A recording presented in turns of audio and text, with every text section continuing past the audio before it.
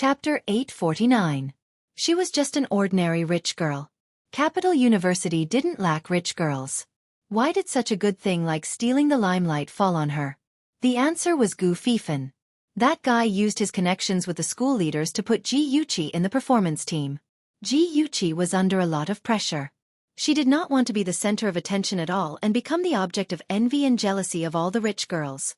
However, what was done could not be undone. She could only obey the arrangements of the leaders and prepare actively. In June, the graduation ceremony was held in the auditorium. Ji Yuqi and Lin Yuxi sat together. They chose to sit in the aisle on the right so that it would be convenient for them to go backstage to prepare for the performance. As soon as the two of them sat down, Ji Yuqi suddenly saw another person on the empty seat on her left. She did not care and continued to chat with Lin Yuxi in a low voice until the person greeted them. She was a little surprised. She turned around and smiled. Brother Tang Feng. That's right. The person sitting on her left was Tang Feng. He was dressed in a formal suit and looked handsome and extraordinary. He had a gentle smile on his face and his voice was low and pleasant. Yuqi, you look very beautiful today. Ji Yuqi replied politely, thank you. You look very handsome too. Tang Feng raised his eyebrows. Although it was just a casual conversation, he was very happy. He handed her a bottle of drink. Your favorite grapefruit honey tea. Ji Yuqi was stunned. She wanted to refuse, but felt that it was too much. She reached out and took it. She smiled. Thank you. Tang Feng rubbed her hair lovingly just like when they were young. He whispered, you're still as silly as when you were young. Ji Yuqi's heart was filled with mixed feelings. She really wanted to say something to ease the awkwardness, but her lips quivered a few times. In the end, she didn't say anything. The memories of the past were like a brand, deeply engraved in her mind. It wasn't easy to forget them. The girl in front of him looked a little dazed. Tang Feng's smile became gentler. It seemed that Yuqi was not as heartless as she said. He believed that he still had a chance. He took out another bottle of drink and handed it to Lin Yuxi, who was sitting to the right of Yuqi. He said politely, Yuxi, I don't know what you like, so I bought the same drink as Yuqi. Lin Yuxi glanced at Tang Feng and took the drink expressionlessly. She said, thank you. At this time Jiang Tianhao and Yi Zixu were seated not far away from them. Tianhao, don't you think so? Yi Zixu did not get a response. She found that Jiang Tianhao's attention was not on her at all. She followed his gaze and saw Ji Yuqi sitting elegantly. Yi Zixu did not hide the hatred in her eyes. Ji Yuqi, you have already gotten everything you want. Why are you still fighting with me? The music started. The host walked onto the stage. The graduation ceremony had begun. An hour later, the leaders finished their speeches. Finally, it was the graduate representatives' turn to go on stage.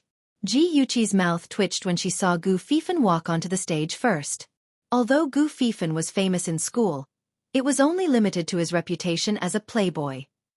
Was it really okay for him to accept the mayor's award as the outstanding student representative? But the nymphomaniacs present obviously did not think so. Thunderous applause and waves of cheers came from below the stage. Ji Yuqi vaguely heard some people shouting, Prince Fifan, I love you.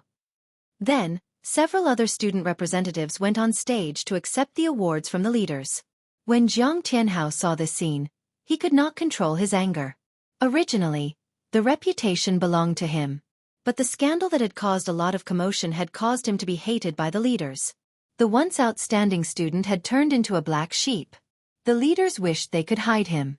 How could they praise him in public? A soft little hand suddenly grasped his hand. Yi Zixu's soft voice entered his ear. Tianhao, you are the most outstanding. Jiang Tianhao's body stiffened. A strong sense of disgust grew in his heart. If it were not for her, how could he have fallen into this state? She actually had the nerve to comfort him with a high and mighty attitude. How laughable! Although he was disgusted in his heart, he did not show it on his face. He held her hand and slowly smiled. Zixu, having you by my side is the luckiest thing that has ever happened to me. Yi Zixu looked at him touched. Her beautiful eyes were covered with mist. Jiang Tianhao looked at her affectionately. His smile was gentle. Amidst the thunderous applause, Gu Fifan gave a speech on behalf of the graduates. He swept away his previous unruly attitude and stood tall on the stage.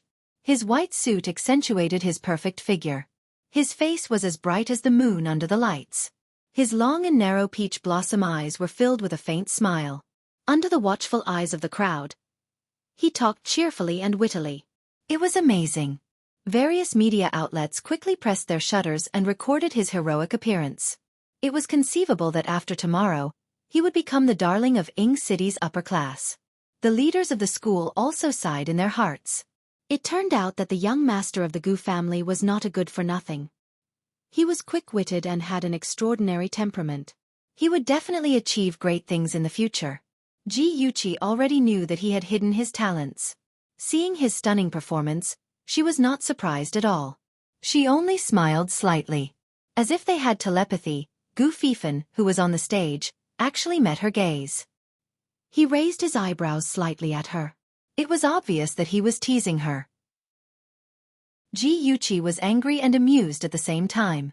He did not know how to restrain himself in front of so many people. He was really reckless. After the award ceremony, the talent show began. Ji Yuqi had to go backstage to prepare for her performance.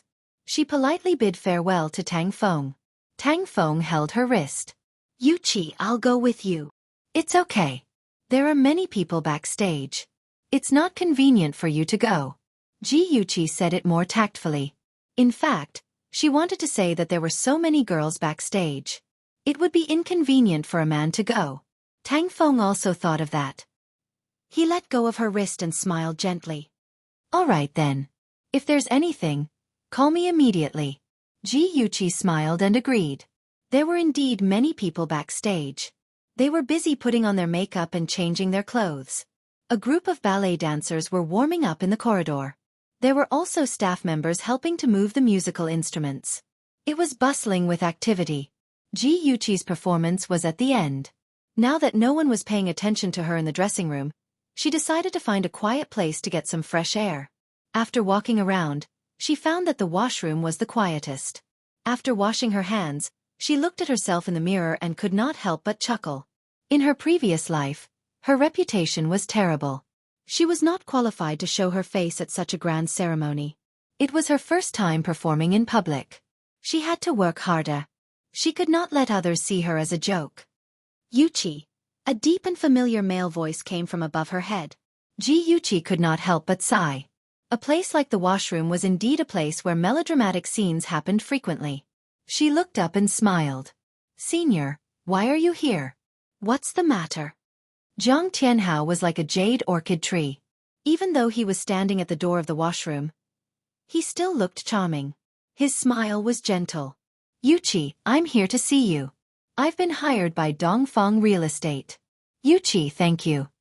Ji Yuqi looked surprised. "Really? Congratulations.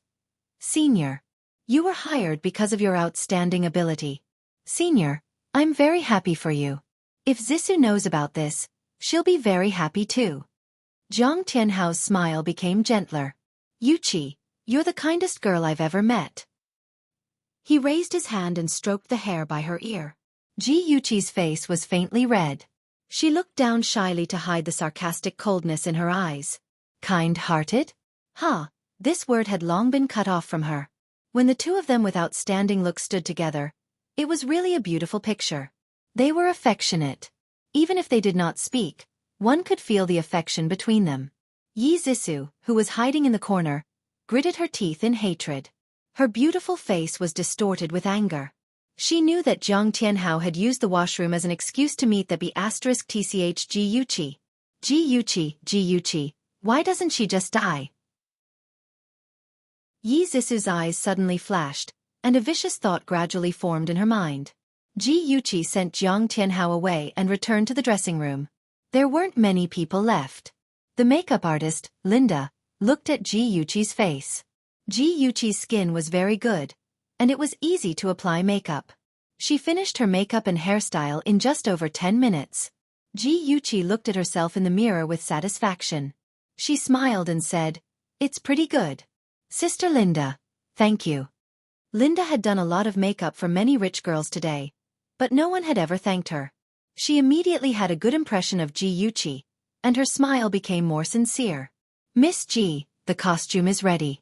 Please change in the dressing room. Okay, thank you. Ji Yuqi went to the dressing room to get her clothes. When she saw her performance costume, she was stunned. Linda saw her in a daze and walked up to her with concern. What's wrong? Ah, my God, who did this? This was a white lace evening gown with a lace shawl and a small trailing tail. After wearing it, one would be as beautiful as Snow White.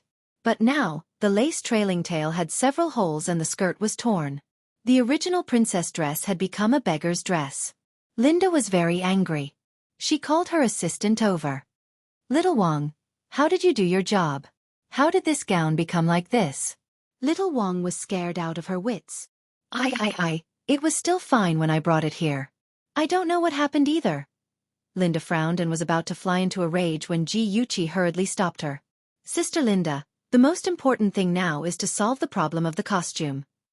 Linda frowned. What should we do? There are only 20 minutes left before it's your turn. The other gowns have already been worn. If you wear them on stage, you'll be laughed at. But where can we find a new one? Little Wang was so anxious that she cried. Yes, what should we do? There are many TV reporters outside. If we can't handle them, we'll be a laughingstock and tarnish the school's reputation. Miss G, it's all my fault. I was too careless and didn't take good care of the gown. Add. Xinwu 799. Chapter 850. Little Wang, Sister Linda, we can't panic. I believe that things haven't reached the point of despair yet. Ji Yuqi picked up the ruined dress and gestured a few times. Suddenly, an idea popped up in her mind. She gritted her teeth and her beautiful eyes were firm. She said in a deep voice, Little Wang, help me get a pair of scissors. Oh! Little Wang hurriedly found a pair of scissors. Miss Ji, what are you planning to do? Linda vaguely knew what she was planning to do, but she wasn't sure. Ji Yuqi didn't answer. She clenched her teeth, her gaze calm. Holding the scissors in her hand, she found the right spot and cut a hole in the long dress without hesitation. Then, she suddenly pulled along the hole. There was a tearing sound, and the sound of fabric being torn attracted everyone in the dressing room. Next, let's welcome Miss Ji Yuqi, who is in charge of the hospital. She will be singing a very nice song, Invisible Wings. The host's sweet voice traveled to the backstage. Linda was sweating profusely as she made the final preparations for Ji Yuqi. Her fingers were trembling. Ji Yuqi didn't panic. With a calm smile on her face, she comforted her not to be nervous. Suddenly, the director's voice came from the door. Io, my ancestor. Hurry up. The host is about to cry. Coming. Yuqi, do your best. You can do it. Linda finished the last step and patted Ji Yuqi's shoulder hard. Ji Yuqi smiled and walked confidently and elegantly. As the host announced the second time, she slowly walked behind the curtain. All the lights suddenly went out and the noisy auditorium suddenly quieted down. Tang Feng stared at the direction of the stage. His Yuqi was about to appear.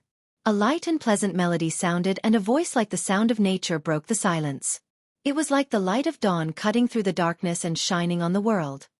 Every time, I'm strong in loneliness. Every time, even if I'm hurt, I won't shed tears.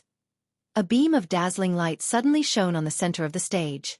In the darkness, a white figure slowly floated down from the sky. All the light enveloped her, and everyone's eyes revolved around her. She walked down from the swing. She was wearing a white spaghetti strap skirt that barely covered her legs. The hemline of the skirt was irregular, like the swaying edge of a lotus leaf, adding to her ethereal aura. The design at her waist was the most distinctive. There were two symmetrical slits on the left and right, revealing the creamy skin of her waist. Her whole person immediately became enchanting and charming. Coupled with the cold and elegant makeup on her face, she was like a fire rose blooming in the dark night, a beautiful siren under the moonlight. She was obviously charming to the bone, but it also made people feel that she had a cold and arrogant aura. It was a kind of beauty that was contradictory to the bones. I've finally seen all my dreams blossom. How bright the singing of the young people chasing after me is. I can finally soar with my heart and not be afraid. Wherever there is wind, I will fly as far as I can. Invisible wings make dreams longer than the sky. Leave a wish for your imagination. Her voice was very pleasant, with an innate coldness, but her emotions were hot and vigorous. It infected everyone, and they couldn't help but think of their forgotten dreams. She stood in the center of the stage, standing sideways, and focused on the direction of the door. It was as if she saw herself flying, and her delicate lips curved into a faint smile. No one knew what Ji Yuqi was looking at. In fact, she was looking at the man standing at the door. The man was tall and straight, and he was like a high and mighty king, with an aura of disdain for the world. Although she was too far away and couldn't see the expression on his face, she knew that Shenzhe was also staring at her at the moment. The smile on her lips deepened. When the song ended, the applause was like a tide. Tang Feng's deep eyes were full of pride and love. His Yuqi was indeed the best. Jiang Tianhao's infatuated gaze followed Ji Yuqi until her graceful figure disappeared under the lights. Yi Zisu's long nails dug into the seat. She was so angry that she was about to vomit blood. She didn't expect Ji Yuqi to be so powerful. She tore her costume, but she could still turn it into a treasure. She even made it even hotter and more eye-catching. She was really lucky. Yi Zisu only thought that it was the work of the makeup artist and stylist. She didn't know that Ji Yuqi had used her design skills to change the dress into its current appearance. The Shen family started out by manufacturing clothes. They could be said to be the leaders of the clothing industry, and they had launched many well-known brands. Although Ji Yuqi majored in business administration, she was actually very interested in fashion design. She was also very talented. After her rebirth, she paid more attention to cultivating her talent in this area. After all, she was going to take over the Ji group in the future. She couldn't be completely ignorant about fashion design. And this time, her talent helped her get through the difficulties. After returning backstage, Ji Yuqi let out a long sigh of relief. She smiled brightly at Linda and little Wang, who had been waiting behind the scenes. Then she hugged them tightly and sincerely expressed her gratitude. Linda's eyes were glistening with tears. She said excitedly, "I didn't expect you to have such talent. When you become a famous fashion designer one day, don't forget to design a few clothes for me." Ji Yuqi blinked. "No problem. I can forget anyone but my benefactor, Linda." If Linda hadn't helped her redo her makeup and style in such a short time, she definitely wouldn't have achieved such a good effect. Me too, me too. I want one too." Little Wang interrupted unwillingly. Okay. You also have a share. Little Wang is also a great contributor. The three of them returned to the dressing room happily. After changing her clothes and removing her makeup, the graduation ceremony was also over. Ji Yuqi and Linda appreciated each other. They exchanged contact information and made an appointment to have a meal together in the future. Then they parted ways. Ji Yuqi came out from the backstage and stood under the bright sunlight. Suddenly, she felt as if a lifetime had passed. She covered her forehead with her hands and tiptoed to look through the crowd. She didn't see that familiar figure and felt a little disappointed. Sigh, why didn't Shenzhe wait for me and leave? Yuqi, were you waiting for me? Tang Feng's deep eyes hid a smile. He quickly walked towards her. I thought you were still backstage. I was just about to look for you. Chi-Chi, your performance just now was really wonderful. It was so beautiful that I will never forget it. A figure walked towards her. She didn't need to look back to know that it was Gu Fifan from that lazy and sexy voice. Ji Yuqi rubbed her forehead, feeling a headache coming on. Before she could say anything, another gentle and pleasant voice sounded. Yuqi, our class is having a gathering tonight, and everyone wants to get to know you. Please allow me to invite you. Are you willing to go?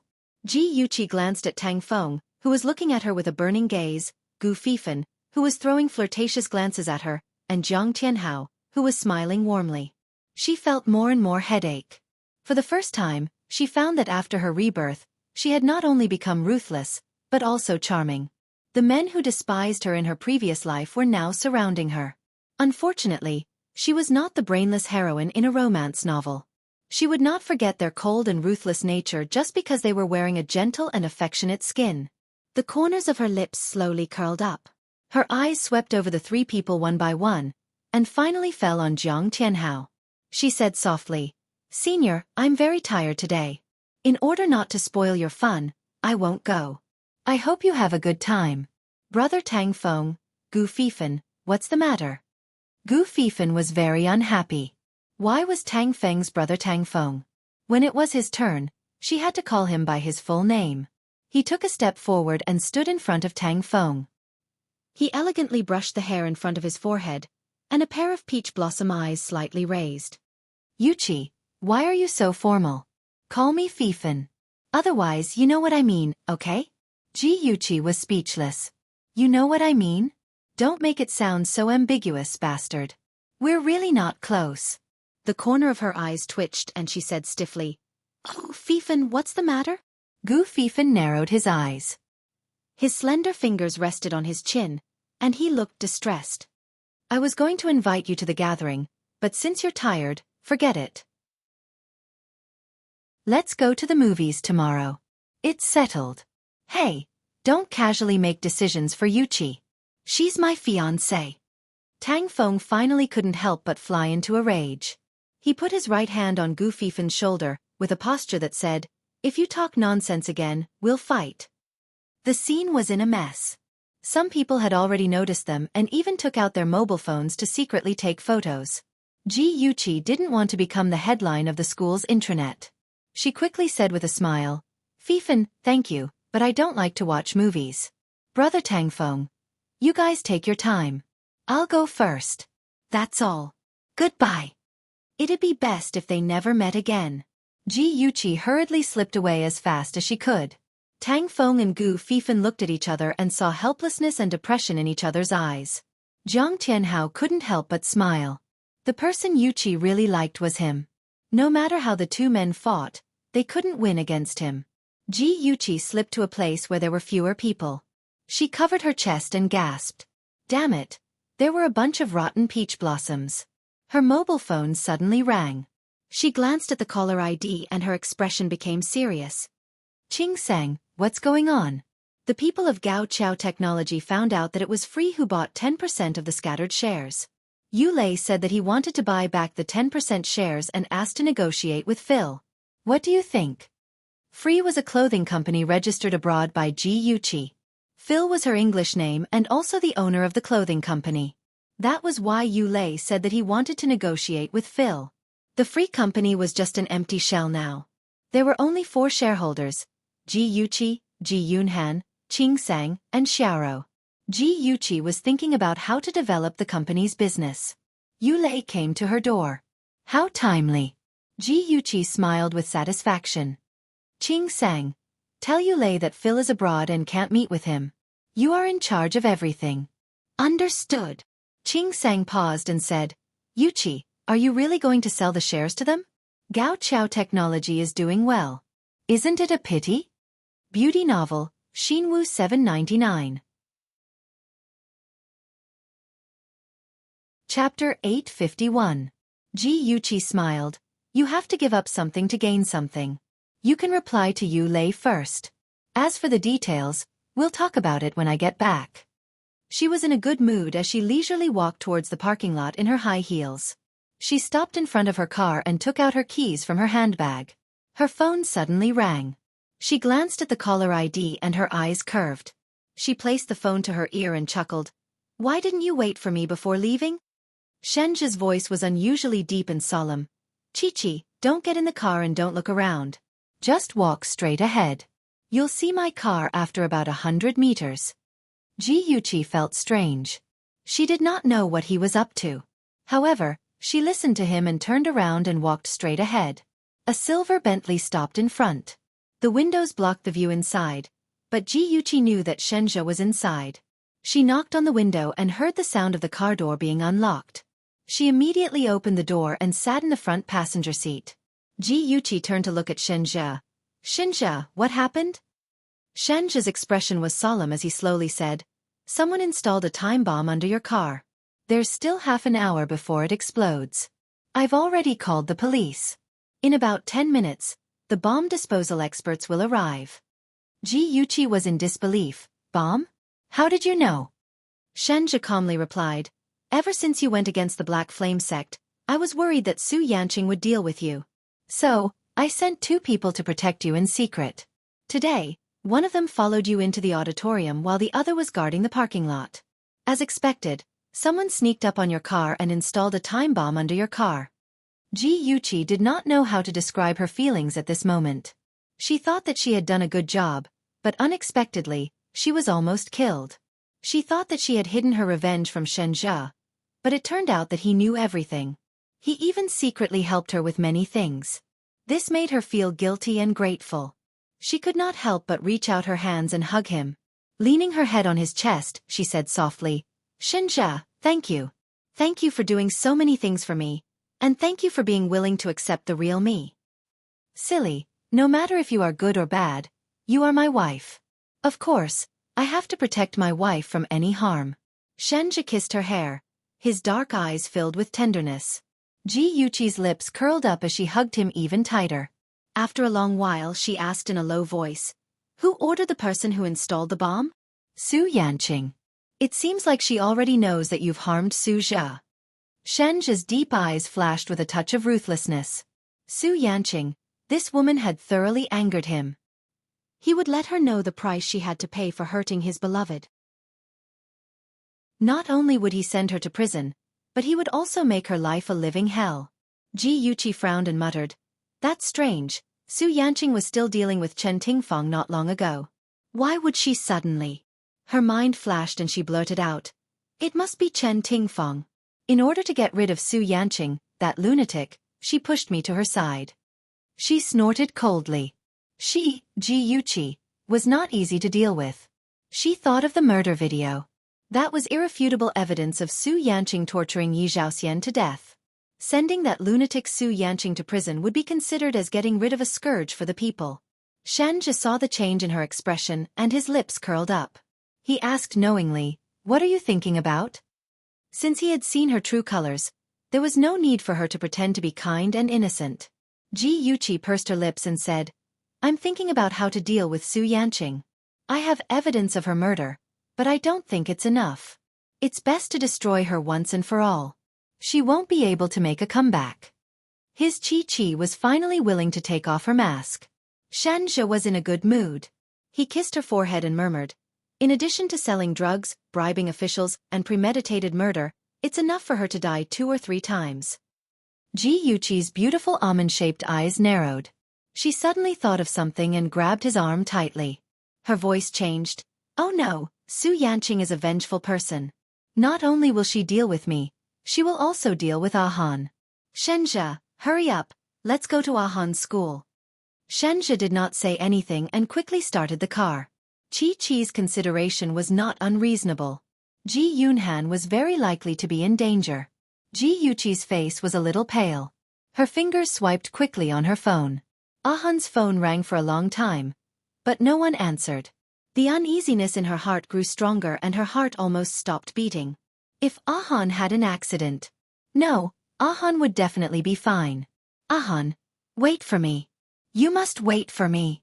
Shen Zhe glanced at Ji Yuqi's panicked expression and his heart ached. He stepped on the gas pedal to the full, his cold eyes bottomless. The car sped on the road. Fortunately, the road conditions were good at this time and there was no congestion. When the car arrived at Ji Yunhan's school, it was already half an hour later. Ji Yuqi rushed out of the car and anxiously called him.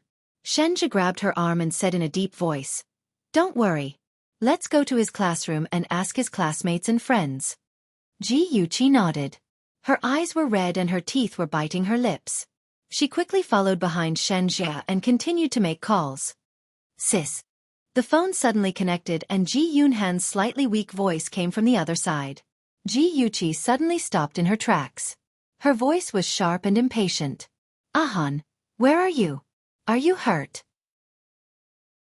The person on the other side of the phone coughed a few times and said while panting, "Sis, I'm in the woods behind the school. I'm not seriously hurt. Don't worry." Ji Yuqi's heart calmed down a little. "Wait for me. We'll be there right away." The moment she picked up the phone, Shen Zhe had already turned around and walked to her side. Seeing this, he grabbed her wrist without hesitation. "Let's go. Let's go find him." It was the first time Ji Yuqi had seen Ji Yunhan in such a sorry state. He was leaning against a big tree with blood all over his body. His face was covered in blood and there were 3 strong men lying at his feet. It looked like they had already fainted. "Ahan, why are you bleeding so much? Where are you hurt?" Ji Yuqi's hands were tightly holding onto his shoulders. Her eyes were already covered with a layer of mist. Ji Yunhan said embarrassedly, "Sis, I'm fine. This is all their blood. My leg is injured and I've used up all my strength, so I can only lean here. It's good that you're fine. You almost scared me to death." Ji Yuqi rubbed his head and then carefully examined his leg. She found a deep knife wound on his leg and her eyes couldn't help but redden. Ji Yunhan giggled foolishly. "Sis, it's nothing. It's just a small wound. Men are more manly when they have more scars." With that said, he looked up at Shan Jia.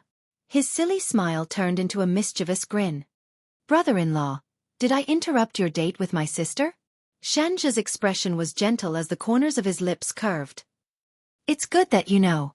But seeing that your martial arts have improved, I'll forgive you." He had already checked the injuries of the 3 men earlier. There were more or less knife wounds on their bodies. The cause of their unconsciousness was a heavy blow to the back of their heads. The assassins sent by Su Yanqing were definitely not ordinary people. To be able to knock the 3 men unconscious, Ji Yunhan's martial arts had indeed improved. Ji Yuqi simply bandaged Ahan's wound and used a tissue to wipe the blood off his face. She helped him stand up and glanced at the 3 men on the ground. "Let's leave these people to the police." Shan Jia nodded in agreement. "Let Su Yanqing leave a criminal record in the police station. Our next move will be much smoother." The police were very efficient. Soon, the 3 assassins were brought to the police station. After a series of interrogation, threats and psychological attacks, the 3 men finally admitted that it was Su Yanqing who had ordered them to kidnap Ji Yunhan. Their purpose was to bring Ji Yunhan back to the headquarters of the Black Flame sect and then use him to extort a ransom. As for the fact that Su Yanqing had sent people to plant a bomb under Ji Yuqi's car, they had no idea. Su Yanqing was sitting in the office dealing with gang affairs when a yellow-haired underling hurriedly knocked on the door and entered. "Miss, bad news."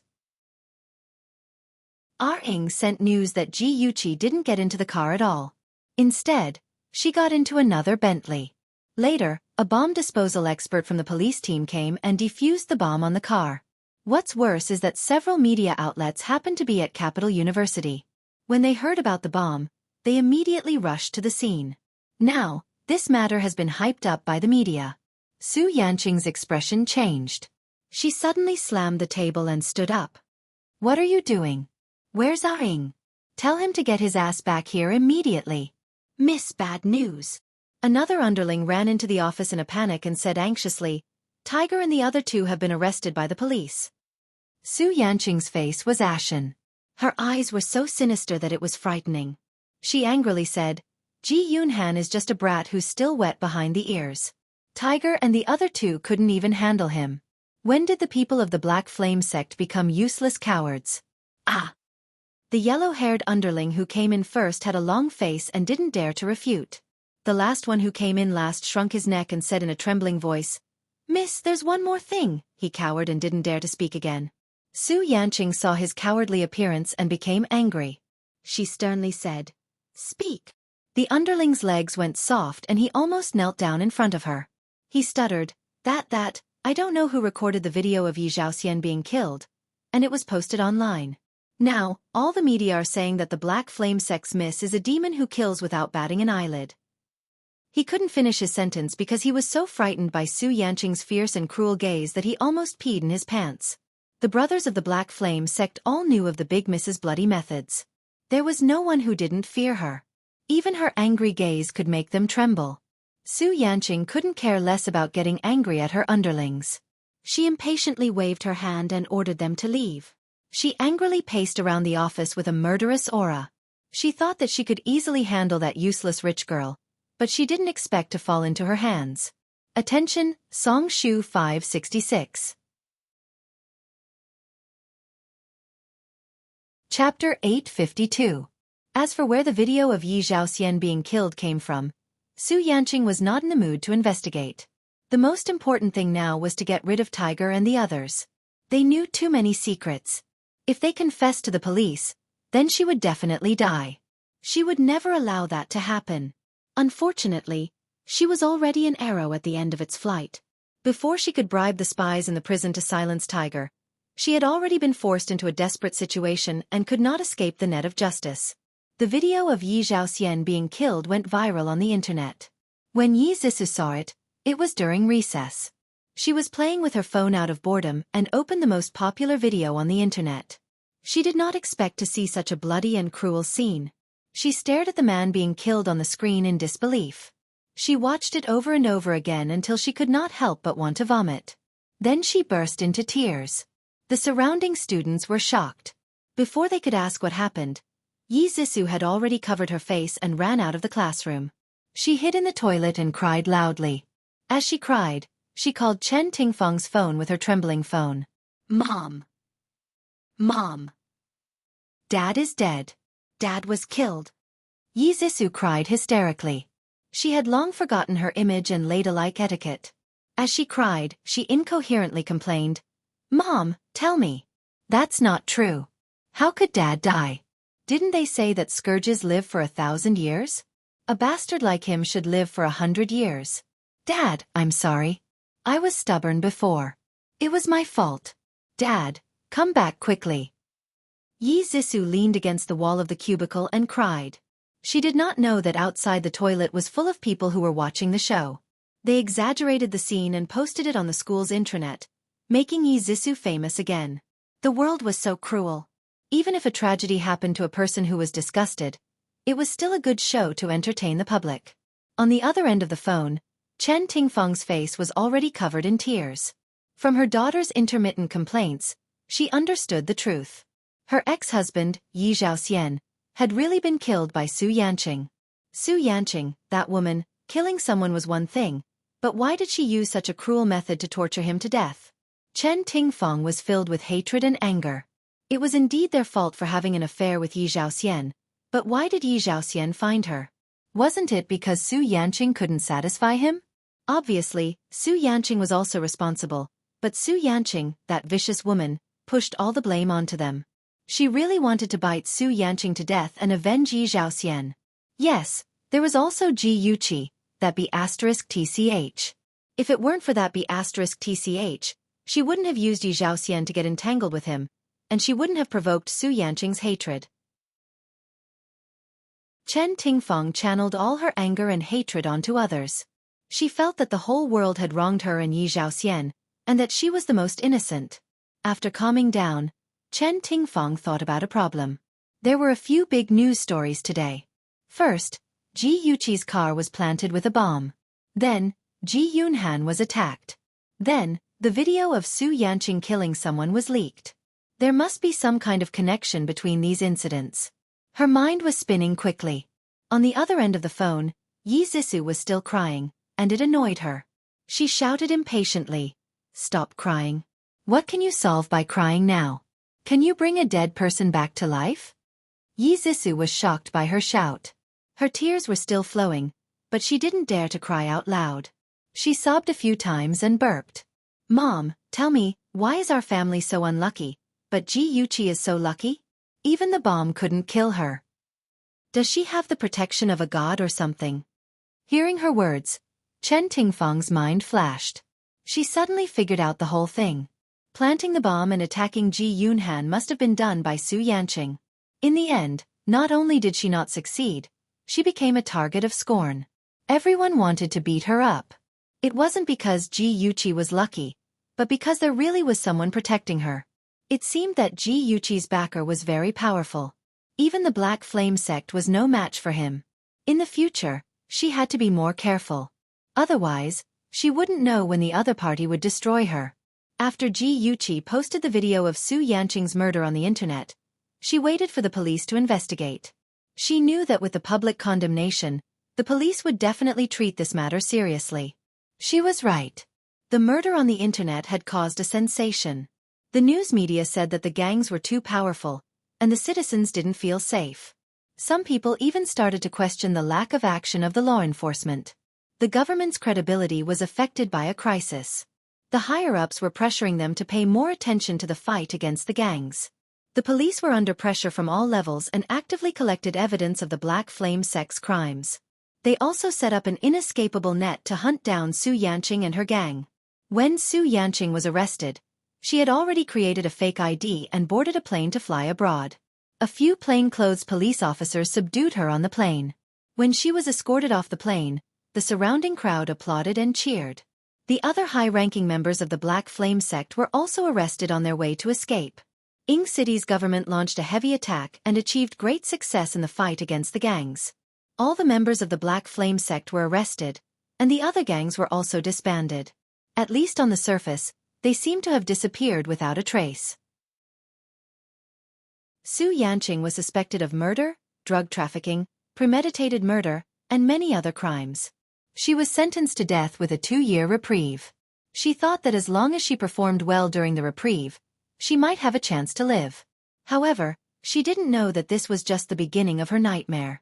After entering the prison, she was targeted by the bosses of the prison. When she was eating, someone purposely knocked over her lunchbox.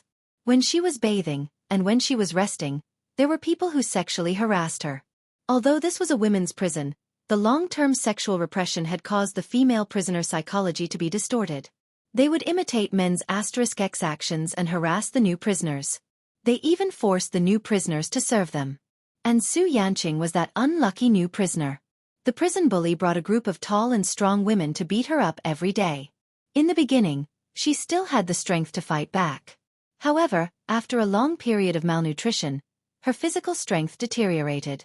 She couldn't fight back and could only watch as they humiliated her. She complained to the prison guards several times, but the result was that the prison bully treated her even more cruelly. In just a few months, her hands and feet were crippled, and her face was disfigured. She lived a life worse than death every day. She wanted to commit suicide, but she was saved time and time again. She was brainwashed by the people around her and gradually became crazy. Her mental state was very poor, and she was finally sent to a mental hospital to spend the rest of her life there. She was often bullied by other patients and even doctors. She did not know her own name, and she had forgotten everything. She wandered down the corridor like a zombie. When she was bullied, she would laugh foolishly, and saliva would drip from the corner of her mouth. She had even forgotten how to cry. In the blink of an eye, a month had passed. Jiang Tianhao had already joined the Oriental Real Estate Design Department. As a newcomer, he was often ostracized by the senior staff. Fortunately, the director of the design department valued him and often taught him how to build a good relationship with his colleagues and how to work better. He also often gave him some more important tasks to train his ability. Overall, he was quite satisfied with his current work situation. As for Ji Yuqi, she had already rented a floor in the World Trade Center and established the China branch of Free Clothing Company. She had also hired more than 10 designers. These designers would be famous fashion designers in 5 years. However, they were still fresh graduates. Other than being full of enthusiasm, they had no experience to speak of. I don't care if you have experience or not. What I care about is your brains and your talents. I am willing to provide you with a good working environment, a perfect reward system, and nurture you to grow step by step. On the day of the designer's appointment, Ji Yuqi looked at each of them sincerely and conveyed the philosophy of Free Company. Freedom, flight, growth. I hope you have the courage to pursue your dreams. I hope you will eventually become the founding members of the company. Don't let me down. The enthusiasm in the hearts of the young designers was aroused. They immediately said that they would work harder to repay the company. Yuqi, you are really amazing now. Qing Sang crossed her legs and sat opposite Ji Yuqi. Her face was expressionless, but a faint smile flashed across her cold eyes. She had changed from an assassin to the vice president of Free Clothing Company. She was really not used to it, but it didn't matter. She still had a long time to get used to it. Ji Yuqi looked up at her with a faint smile. You have also done well. Our company has changed from an empty shell to what it is now. You have contributed greatly. Let's not talk about other things. Just the fact that you helped me find this group of designers is already very impressive. Qing Sang shrugged and said blandly, You gave me the list. In the end, you are amazing. You actually noticed that they were different. Ji Yuqi chuckled. She was not amazing. She just had a good memory. In her previous life, she liked to read fashion magazines the most. She remembered the names of those famous fashion designers. That was why she was able to win them over to her company before they became famous. That was cheating. All right, let's stop praising each other. How did your negotiation with Yu Lei go? Qing Sang frowned. That man is as cunning as a fox. He tried to lower our price step by step. However, I am not someone to be trifled with. Of course, I won't let him have his way. I told him that tomorrow is the last negotiation. If he agrees to our terms, we have a deal. If he doesn't, he can go away and have fun. Ji Yuqi couldn't help but laugh. Hey, your assassin temper is acting up again. That's how business is. You go back and forth and you test each other. It takes a long time to reach an agreement. However, you are right to pressure him. We can afford to wait, but he can't. That old fox Yu Lindong has been pressuring him a lot recently. Awesome novel, Xinwu 799. Chapter 853. The location of the last negotiation between Free Clothing and Gaucho Technology was the conference room of Gaucho Technology. Only Yu Lei and Qing Sang were in the large conference room. Yu Lei was indeed the most outstanding descendant of the Yu family and the future successor. He was different from Shanzhe's arrogant and domineering aura, and also different from Gu Fifan's elegance. He was extraordinarily handsome and had a very positive quality, which made people want to get close to him. Even when negotiating in the business world, he didn't hide this quality at all. He often used his own feelings to defeat his opponents. He put his hands on the conference table, leaned forward slightly, and stared into Qing Sang's eyes with bright eyes. He laughed heartily and said, Qing Sang, we've dealt with each other several times. Do you mind if I call you Qing Sang? I can give you the land at Sand River Bay in the west of the city, and I can give you the domestic sales channels for free for 10 years. But I can't give you the overseas sales channels. This is the biggest concession I can make. If we can't reach an agreement, I can only express my regret. Qing Sang leaned back in the chair. She clasped her hands and looked at Yu Lei calmly with her dark eyes. Her voice had a unique coldness. Okay, deal. Yu Lei obviously didn't expect her to agree so readily. He was stunned, but quickly reacted. He stood up and stretched out his right hand with a warm smile. Qing Sang, happy cooperation. Qing Sang also stood up and shook his right hand. Happy cooperation. Mr. Yu, I hope to sign the contract tomorrow. Is there any problem with the contract preparation? No problem. The contract has been drafted. My secretary will send it to you in advance. Yu Lei smiled, revealing his white teeth. He was very charming. Okay, then, I won't disturb you. Goodbye. Qing Sang picked up her briefcase with a calm expression. She didn't look like she had just negotiated a big deal at all. Yu Lei raised his eyebrows and said with a smile, Qing Sang, we're friends now. Can you do me the honor of having a meal together to celebrate the success of our negotiation? Qing Sang glanced at her watch and said lightly, Sorry, I've already made an appointment with someone at noon. Yu Lei's smile didn't change. Then we'll celebrate together after signing the contract tomorrow. How about that? Qing Sang was expressionless. If you insist. A smile appeared in Yu Lei's eyes. Could it be that this woman only had one kind of expression? He shrugged and opened the door for her like a gentleman. He smiled and said, I insist. Let's look forward to the signing ceremony tomorrow. See you tomorrow. Qing Sang carried her briefcase and turned to leave. Her figure, wrapped in a beige suit, was curvy and exquisite. Her steps were light and graceful, swaying gracefully. From her back, no one would have guessed that she had a pretty face like an iceberg. Yu Lei looked at her back and raised his eyebrows. A look of interest flashed across his eyes. Free Clothing's CEO's office. Ji Yuqi leaped up from her seat, threw herself at Qing Sang, and hugged her. Her face was full of smiles. Qing Sang, I knew you could do it. The land in the west of the city is ours. Also, the company's domestic sales channels are open. Our company is finally on the right track. Qing Sang felt a little awkward being hugged by her. She coughed awkwardly and said dryly, Let go of me first. Oh, I'm sorry. I was too excited and forgot. Ji Yuqi hurriedly let go of her. Qing Sang hated physical contact with others the most. Qing Sang's eyes flashed with a faint smile. Her voice was no longer flat, and there was a hint of emotion in it.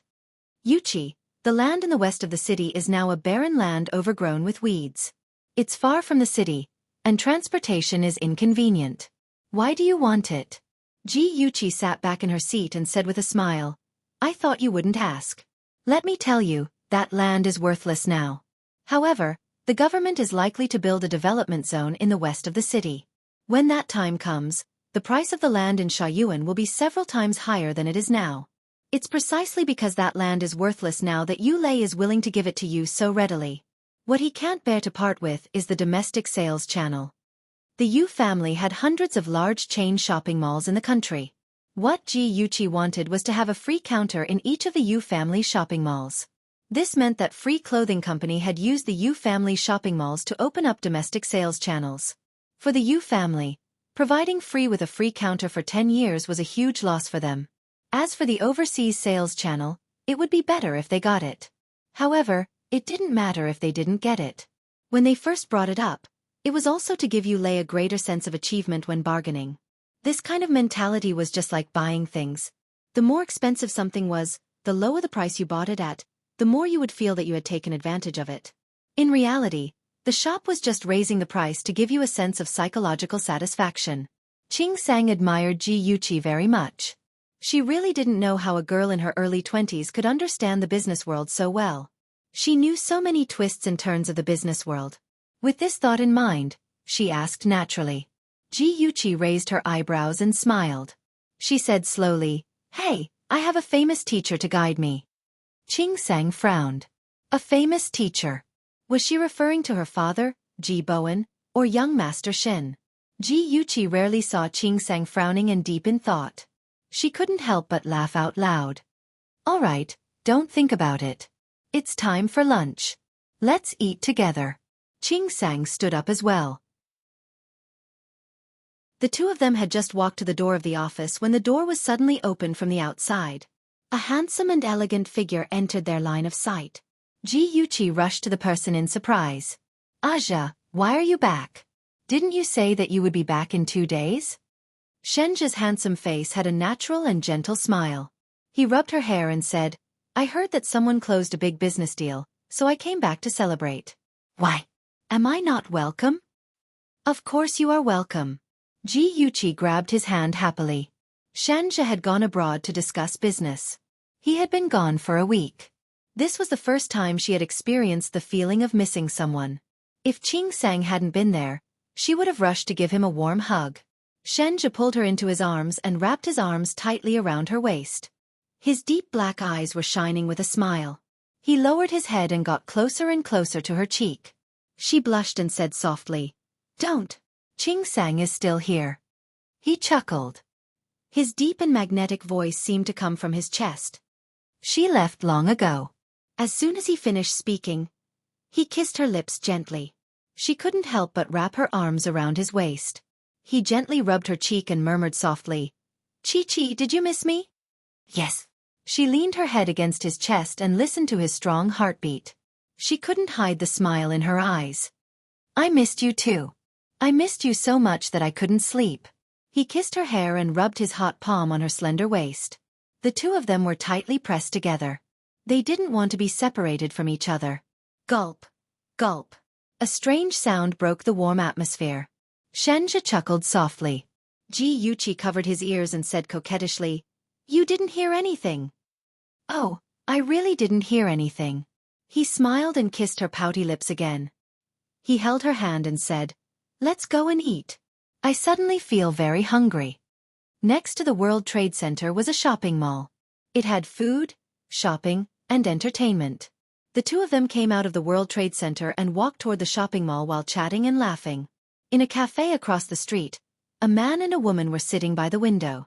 The woman inadvertently looked out the window and saw a young man and woman holding hands across the street. The man lowered his head and whispered something in the woman's ear. The woman immediately smiled charmingly. Sister Chen, what's wrong? Xiao Yihan followed Chen Tingfeng's gaze and asked with concern. Chen Tingfeng looked away and smiled. I think I saw my eldest daughter. Maybe I was mistaken. She believed that she was not mistaken. The woman holding the stranger's arm and smiling brightly was Yuchi. Unfortunately, She could only see the man's side profile. She could not see who he was. Xiao Yihan's clear eyes were smiling brightly. Her voice was as charming as pearls and jade. Sister Chen's eldest daughter seems to be called Ji Yuqi, right? People say that it's hard to be a stepmother. Sister Chen, it's really been hard on you all these years. Over the past month, Xiao Yihan had asked Chen Tingfeng out a few times. They ate, rode horses, swam, climbed mountains and so on. Chen Tingfeng always called Yi Zixu. It was obvious that she wanted to matchmake them. Unfortunately, the two of them did not seem to have feelings for each other. Xiao Yihan was very polite to Yi Zixu, and Zixu only treated Xiao Yihan as a normal friend. After so many times, Chen Tingfeng could only give up on matchmaking. However, her relationship with Xiao Yihan had become much closer. Occasionally, she would talk about some family matters. Chen Tingfeng's smile was a little bitter. She lowered her eyes and looked at the coffee cup in front of her. She said lightly, "So what? Who told me to have this kind of life? Yihan, you're still young. You don't know how hard it is for a woman. When you have a wife in the future, you must treat her better. No matter how hard it is for a woman, as long as she has a man who knows her well and loves her, she will be satisfied." The smile on Xiao Yihan's face gradually disappeared. His clear eyes became deep and seemed to contain many complex emotions. He stared fixedly at Chen Tingfeng's well-maintained and charming face. His thin lips moved slightly as if he wanted to say something. His sudden silence made Chen Tingfeng feel strange. She raised her head to look at him. He looked like a child who had been caught cheating by his teacher. He looked away in a panic, and his cheeks were slightly red. When Chen Tingfeng saw his shy look, the knot in her heart miraculously disappeared. She raised her eyebrows and joked, "You seem to be very shy every time we talk about women. Yihan, have you never been in a relationship before?" Xiao Yihan coughed awkwardly to hide his panic. "How could that be? I used to have many girlfriends." Chen Tingfeng supported her chin with one hand. Her beautiful eyes blinked with interest. She opened her red eyes slightly and said softly, "Yihan, don't tell me you're still a virgin?" Beauty novel, Hongcha 866. Chapter 854. Xiao Yihan's handsome face instantly flushed red. His eyes widened as he stammered, "Sister Chen, you?" Chen Tingfeng covered her mouth with her right hand and giggled. Her voice was soft and gentle with a hint of teasing. "So I guessed correctly." Her every movement exuded a unique feminine charm. Her every frown and smile was mesmerizing. Many men in the cafe were attracted to her. Even Xiao Yihan, whose face was flushed red from embarrassment, stared at her without blinking. His clear and moist eyes were shining brightly, so bright that it was frightening. His handsome face was getting redder and redder, as if it was about to drip water. He bit his lip. He looked helpless and innocent. Chen Tingfeng's motherly love was ignited. She couldn't help but reach out and pinch his smooth skin. She smiled and said, "There's nothing to be shy about. It's rare to see a boy who is so clean and honest. You're a good boy. In the future, there will be a good girl who will give you happiness." Xiao Yihan bit her lips again. She seemed to have made up her mind. She suddenly grabbed Chen Xiaobei's hand. Her burning hot palm wrapped around Chen Xiaobei's hand tightly. With a serious expression she said, "Sister Chen, I like you." Chen Tingfeng felt as if she had been burned by fire. She quickly flung his hand away and laughed dryly. "Yihan, you're my younger brother. I like you too." Xiao Yihan hurriedly said, "It's not that kind of like. Sister Chen, my feelings for you." He paused, and his handsome face began to blush again. "My feelings for you are that of a man and a woman." Chen Tingfeng's heart suddenly skipped a beat. She actually felt her blood boiling. She quickly pressed her palm against her chest. After all, she was someone who had experienced great storms. She quickly calmed down and smiled. "Yihan, you're still young. You don't know what love is. You probably think I'm your mother. This isn't like, it's kinship. I have something to do, so I'll take my leave first." After she finished speaking, she did not even look at him. She picked up her handbag and was about to leave when Xiao Yihan grabbed her arm. His scorching gaze made her heart ache. His voice was low and he was serious like never before. "I didn't make a mistake. I really like you. If I didn't like you, why would I ask you out so often? I also know that you want to set me up with Zissou. You don't know how sad I am. My pain, my struggle, you don't understand. I know that there is a big gap between us, but when it comes to love, it just happens. I can't control it. I just want to love you. Is that wrong? When he said the last sentence, his tone was so humble. He even looked at her with pleading eyes. She was stunned. Her body froze on the spot, and her heart raced uncontrollably. In her life, she had only loved one person, and that was Ji Bowen. However, in the end, she still listened to her family's wishes and married Yi Xiaoxian. Even after she married Ji Bowen, the two of them lost their previous feelings for each other. She thought that she would never have love again. However, when the young and handsome boy in front of her confessed to her, her heart raced and her blood started to boil. A small voice in her head quietly told her, "You're not old yet. There are still outstanding men who love you. Accept him." Ting Feng, I don't expect you to accept me. I just want to love you silently. Can't I do that? Xiao Yihan's deep eyes were filled with pain. The hand holding her trembled slightly. He was very nervous and apprehensive as he waited for her answer. Chen Tingfeng's heart trembled. She gathered all her rationality and slowly pushed his hand away. Yihan, let's not meet again. I don't want to ruin you. She didn't dare to look at his disappointed eyes again. She grabbed her handbag and fled in a hurry. She ran to the roadside and got into her car. She still saw Xiao Yihan standing in a daze in the cafe. The mottled light fell on his handsome face. It was so cold that it made her heart tremble. She slowly closed her eyes and ordered Xie Bing to drive. Xie Bing turned his head and glanced in Xiao Yihan's direction. He expressionlessly started the car. Chen Tingfeng's calm heart was stirred up by Xiao Yihan's pebble. She couldn't calm down for a long time. Her mind was in a mess, and she temporarily forgot to find out who Ji Yuqi's date was. Yi Zissou had been very unhappy recently. Jiang Tianhao was no longer as attentive and considerate to her as before. In the past, no matter when she called him, he would immediately rush to her side. He often said that she was his princess and he was her knight. No matter what trouble she encountered, he would appear by her side. But now, when she sent him text messages, he often didn't reply. When she called him, he said that he was busy. When she wanted to see him, he said that he was working overtime at the company. Every time she couldn't help but throw a tantrum, Jiang Tianhao would pacify her and say affectionately, "Zissou, I have nothing now. In order to marry you, in order to let us live a good life, I have to work hard. You will definitely understand, right?" What else could Yi Zissou say? She could only suppress her dissatisfaction and put on a gentle smile on her face. She hugged his waist and gently expressed that she understood. One day, Ji Yuqi and Ji Yunhan were nestled on the sofa in the living room to watch a melodramatic romance drama. Ji Yunhan pointed at the second female lead and said disdainfully, "Is that woman an idiot?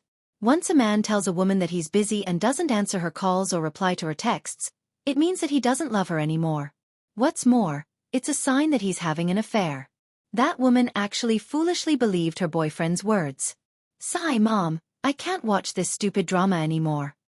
Ji Yuqi smacked her head and scolded jokingly, "Go away, you little brat. How old are you? You speak as if you know a lot about relationships." Ji Yunhan said unhappily, "Even though I don't understand what you mean by love, I understand men. There are many boys in our class like that. When they're chasing girls, they're all over the place and treat them extremely well. Once they're tired of playing, they find the girl annoying and start to neglect her." Ji Yunhan rambled on and on. Ji Yuqi rolled her eyes as she listened. She laughed unhappily and said, "According to what you're saying, there are no good men in the world?" Ji Yunhan puffed out his chest proudly and said with a proud expression, "What kind of eyes are you talking about? There's one right in front of you." The siblings chatted happily, and their laughter could be heard from time to time in the living room. Yi Zissou, who was standing on the second floor, was pale as a sheet. Her fingers gripped the railing tightly. Could it really be like what Ji Yunhan said? That Tianhao was already tired of her? He was just a newbie who had just joined the company and hadn't even passed the probation period. How could he have so much work to do? The more Yi Zissou thought about it, the more frightened she became. Her mind was in a mess. She gritted her teeth and sent a text to Jiang Tianhao. Tianhao, are you working overtime again tonight? I don't have class tonight. I'll make a lunchbox and send it to your office, okay? After waiting for more than half an hour, he finally replied, no need. Our company will provide meals for those who are working overtime. I don't want you to be too tired. The meeting is about to start. Let's chat when we're free. If it was in the past, she would have been very happy to hear him say that he didn't want her to be too tired. But now, she couldn't help but let her imagination run wild.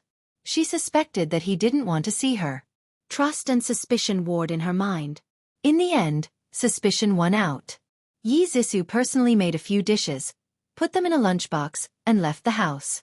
Ji Yuqi and Ji Yunhan stood by the second-floor window and watched Yi Zixu leave. They couldn't help but look at each other and smile. Ji Yunhan chuckled and said, Sis, did you plant a spy in Dongfang real estate?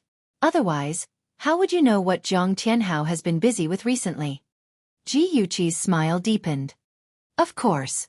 Aren't Jiang Tianhao and Yi Zixu true love? Since it's true love, it has to be able to withstand the test. I'll let them experience all the twists and turns that love has to go through. Haha. Ji Yunhan shook his shoulders exaggeratedly.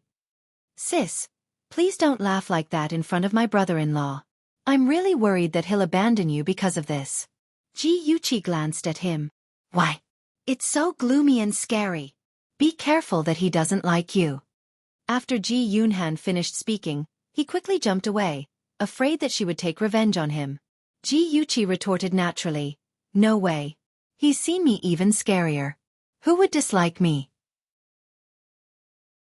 He won't dislike me. She said these words calmly and didn't feel that there was anything wrong with them. However, Ji Yunhan's gaze towards her changed. There was a little jealousy and a little jealousy. He said sourly, I didn't expect you to trust him so much. Aha, men like to eat from the bowl and look at the pot. You have to be careful and not be fooled by him too badly. Ji Yuqi reached out and rubbed his head. She smiled evilly and said, Are you jealous? Don't worry. Even if I get married in the future, I'll still be your sister. I won't abandon you. Ji Yunhan looked away and snorted proudly. Who's jealous? Finally, someone wants you. You don't need me to take care of you anymore. I'm more than happy. Back to Yi Zixu. She took her lunchbox and went to Dongfang Real Estate Company to look for Jiang Tianhao. It was already past 8 o'clock and the company had already knocked off. The office was empty except for 1 or 2 employees working overtime. She asked for the location of the design department's office and walked straight to the other end of the corridor. Tianhao, I'll have to trouble you to work overtime with me. A sweet baby voice was especially clear in the quiet night. Yi Zixu stopped in her tracks and stood in the corridor. She looked at the 2 people in the office from afar. A tall and slender man stood beside a cute girl. His handsome face had a gentle smile as he said gently, It's okay. This document should have been completed by the 2 of us. Xiaofan, look here. There's a mistake in this row of data. I'm too careless. Fortunately, you're here. Lin Shui smiled and looked up. She bumped into Jiang Tianhao, who was bent over the computer. Their faces were close and his lips just happened to touch her forehead. Beauty novel, Hongcha 866. Chapter 855. I'm sorry. Lin Shui's cheeks were red as she stood up from the chair in a panic. Unexpectedly, she stood up too quickly. She was also wearing high heels, so she lost her balance and fell backward. Be careful, Jiang Tianhao reflexively reached out to grab her waist. She screamed as she steadied herself and fell straight into his arms. Ba-thump, ba-thump. Xuelin's heart was beating very fast. She was still in shock. Her hands were tightly gripping Jiang Tianhao's suit. Her small face was deathly pale, and her pair of clear eyes were wide open. It was obvious that she had not recovered from the shock just now. Jiang Tianhao looked at her misty eyes and saw that she was as cute as a frightened little white rabbit. For some reason, he patted her back gently and said in a gentle voice, It's okay now. I'm sorry. Lin Shui finally reacted and hurriedly pushed him away. As she retreated, she bumped into the chair again and her body staggered. Jiang Tianhao hurriedly grabbed her arm and said helplessly, Be careful. She was so embarrassed that her cheeks were red. She lowered her eyes and did not dare to look at him. Jiang Tianhao looked at her bashful appearance and could not help but smile. What a cute little muddle-headed egg. The atmosphere in the office was ambiguous. Yi Zixu stared at the two of them with a livid expression. Her chest was filled with the anger of betrayal. Her fingers gripped the lunchbox tightly. She really wanted to throw the lunchbox at that vixen's face. She took a deep breath and slowly exhaled. After doing so many times, she finally suppressed the anger in her heart. She tried hard to adjust her facial expression. Finally, a smile appeared on her lips. She tidied her clothes and hair and walked into the office gracefully. She called softly, "Tianhao." Jiang Tianhao quickly let go of Lin Xue's hand and turned his head. The smile on his handsome face was natural and warm. "Zixu, didn't I say that I didn't want you to be tired? Why did you still come? My heart aches for you." Yi Zixu walked up to him gracefully and put the lunchbox on Lin Xue's desk. She put one arm around Jiang Tianhao's waist, stood on tiptoe, and kissed him on the lips. She said softly, "You must be hungry after working so late. I made chicken soup and your favorite dishes. Thank you for your hard work." Jiang Tianhao stroked her hair and turned his gaze to Xue Lin. Seeing her standing there awkwardly, he suddenly felt a trace of resentment towards Yi Zixu. He blamed her for not knowing how to take care of other people's feelings. She neglected Xue Lin and made him lose face in front of his colleagues. He secretly shook Yi Zixu's hand and smiled. "Zixu, let's get to know each other. This is my colleague, Lin Xue." Yi Zixu leaned into Jiang Tianhao's arms and reached out her hand to Lin Xue. She smiled and said, "Miss Lin, nice to meet you. I am Tianhao's fiancé, Yi Zixu." Lin Xue shook her hand and smiled unnaturally. "Nice to meet you, Miss Yi." Yi Zixu smiled gracefully. "Miss Lin, you haven't eaten yet, right? If you don't mind, you can eat with our Tianhao." Lin Xue quickly waved her hand. No, I've already eaten my lunch. Thank you for your kindness." Yi Zixu smiled and didn't say anything else. She turned and hugged Jiang Tianhao's arm.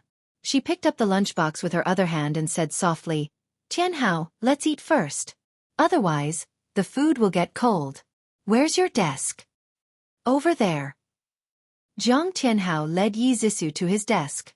After walking a few steps, he suddenly remembered something. He turned around and said to Lin Xue, who was standing there in a daze, "Lin Xue, correct the mistake just now.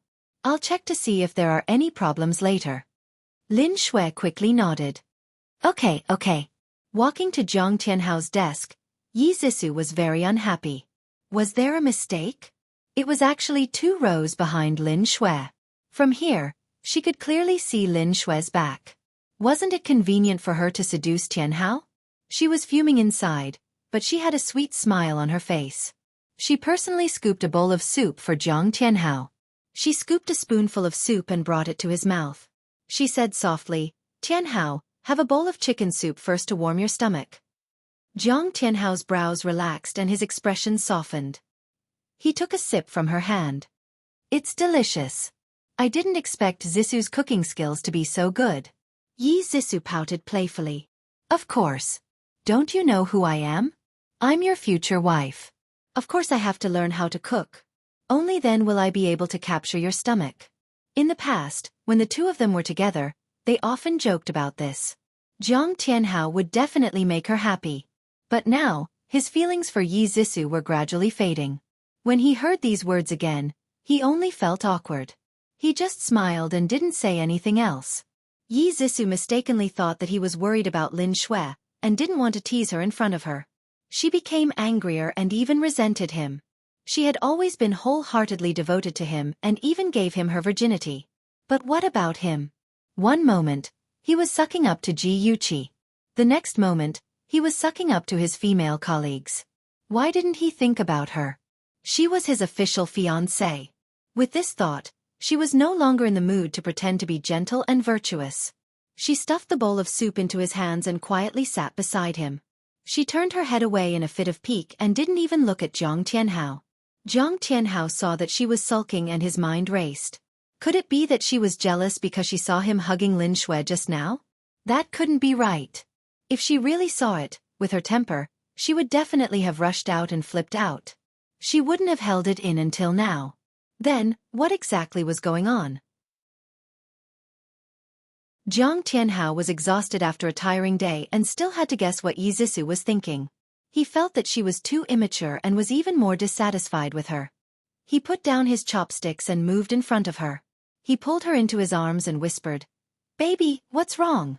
You don't seem too happy." Yi Zixu pouted and said in a muffled voice, "Do you not want to see me?" Jiang Tianhao hugged her tightly and said mushy words as if they were free. "Of course not. I miss you so much that I can't sleep at night. I just want to marry you as soon as possible. I work so hard just so that I can live with you every day. Baby, I know I've been too busy recently and neglected you. Don't be angry, okay?" Yi Zixu looked up at him and wrapped her arms around his neck. Her beautiful big eyes were misty and her red lips were slightly pouted as if she was extremely wronged. She said softly, "I thought you didn't like me anymore."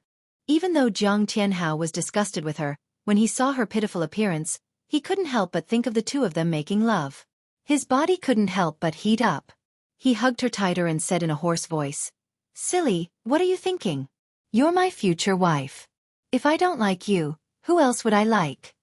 Yi Zixu smiled through her tears and threw herself into his arms. She whispered in his ear, "Tianhao, I love you so much. Don't leave me, okay?" A certain part of Jiang Tianhao's body quietly raised its head. He mischievously rubbed against her abdomen and whispered into her ear, "Don't say I don't want to leave you. Even it doesn't want to leave you." Yi Zixu shyly buried her head in his arms and gently punched his chest. "You're so bad. How can you do this?" With a beauty in his arms and a faint fragrance wafting into his nose, Jiang Tianhao's body felt even more uncomfortable. His handsome cheeks were flushed and the sweat on his forehead flowed slowly down his hairline. He suddenly pulled Yi Zixu's hand and stood up. His tight suit pants immediately revealed his tight suit pants. He quickly took off his jacket and wrapped it around his waist. His breathing was unsteady as he said, "Zixu, my work is almost done. Let's go home." "Oh, okay." "Hey, slow down. Wait a minute. I forgot my lunchbox." "It's okay. I'll come and get it tomorrow." Yi Zixu was pulled by Jiang Tianhao as they ran. She couldn't help but look back at Lin Shui. She didn't expect Lin Shui to also look up. Their eyes just happened to meet. Lin Shui looked surprised. She obviously didn't understand why they suddenly left. Yi Zixu smiled coquettishly with arrogance in her eyes. The two ran all the way to the underground parking lot. Jiang Tianhao snatched the car key from Yi Zixu's hand, opened the door, and pulled her into the driver's seat. He didn't even have time to close the door before he eagerly kissed her face. "Wait. Wait a minute. Not here." Yi Zixu panicked. She pulled the door over and locked it tightly. Jiang Tianhao panted, "It's okay. No one will be here." He couldn't hold it in anymore. If he held it in any longer, he would definitely go crazy. In the narrow car, a fiery drama soon unfolded. The two people who were deeply in love soon lost their way. They were completely unaware that a thin figure had quietly appeared behind a pillar and recorded everything with a camera. When Ji Yuqi received those photos, she was in the Golden Bay, having dinner with Shen Jia. Her phone beeped twice, indicating that she had received a new email. She logged into her mailbox and saw the photos. The corners of her lips curled up. She had accidentally added a little deer penis powder to Yi Zixu's chicken soup. She didn't expect the two of them to be so passionate about it. She must give a good review to the shop that sold the deer penis powder. A large hand suddenly reached over and snatched her phone away. Shenja glanced at the photos and said seriously, "It looks very interesting. We can try it in the future." Ji Yuqi glared at him and snatched the phone back. "If you talk nonsense again, I'll beat you up." Shenja stretched his arm in front of her and said calmly, "I'll let you beat me up. Feel free." She narrowed her eyes slightly. Suddenly, the corners of her lips curled up. She smiled like a sly little fox and quickly grabbed his arm. She opened her mouth and bit his wrist, leaving a circle of teeth marks. "Look. Doesn't it look like a watch?" She proudly showed off her work. "When we were young, Tang Feng and I always liked to bite each other's wrists. We said it was to give each other a watch. Now that I think about it, it was really silly."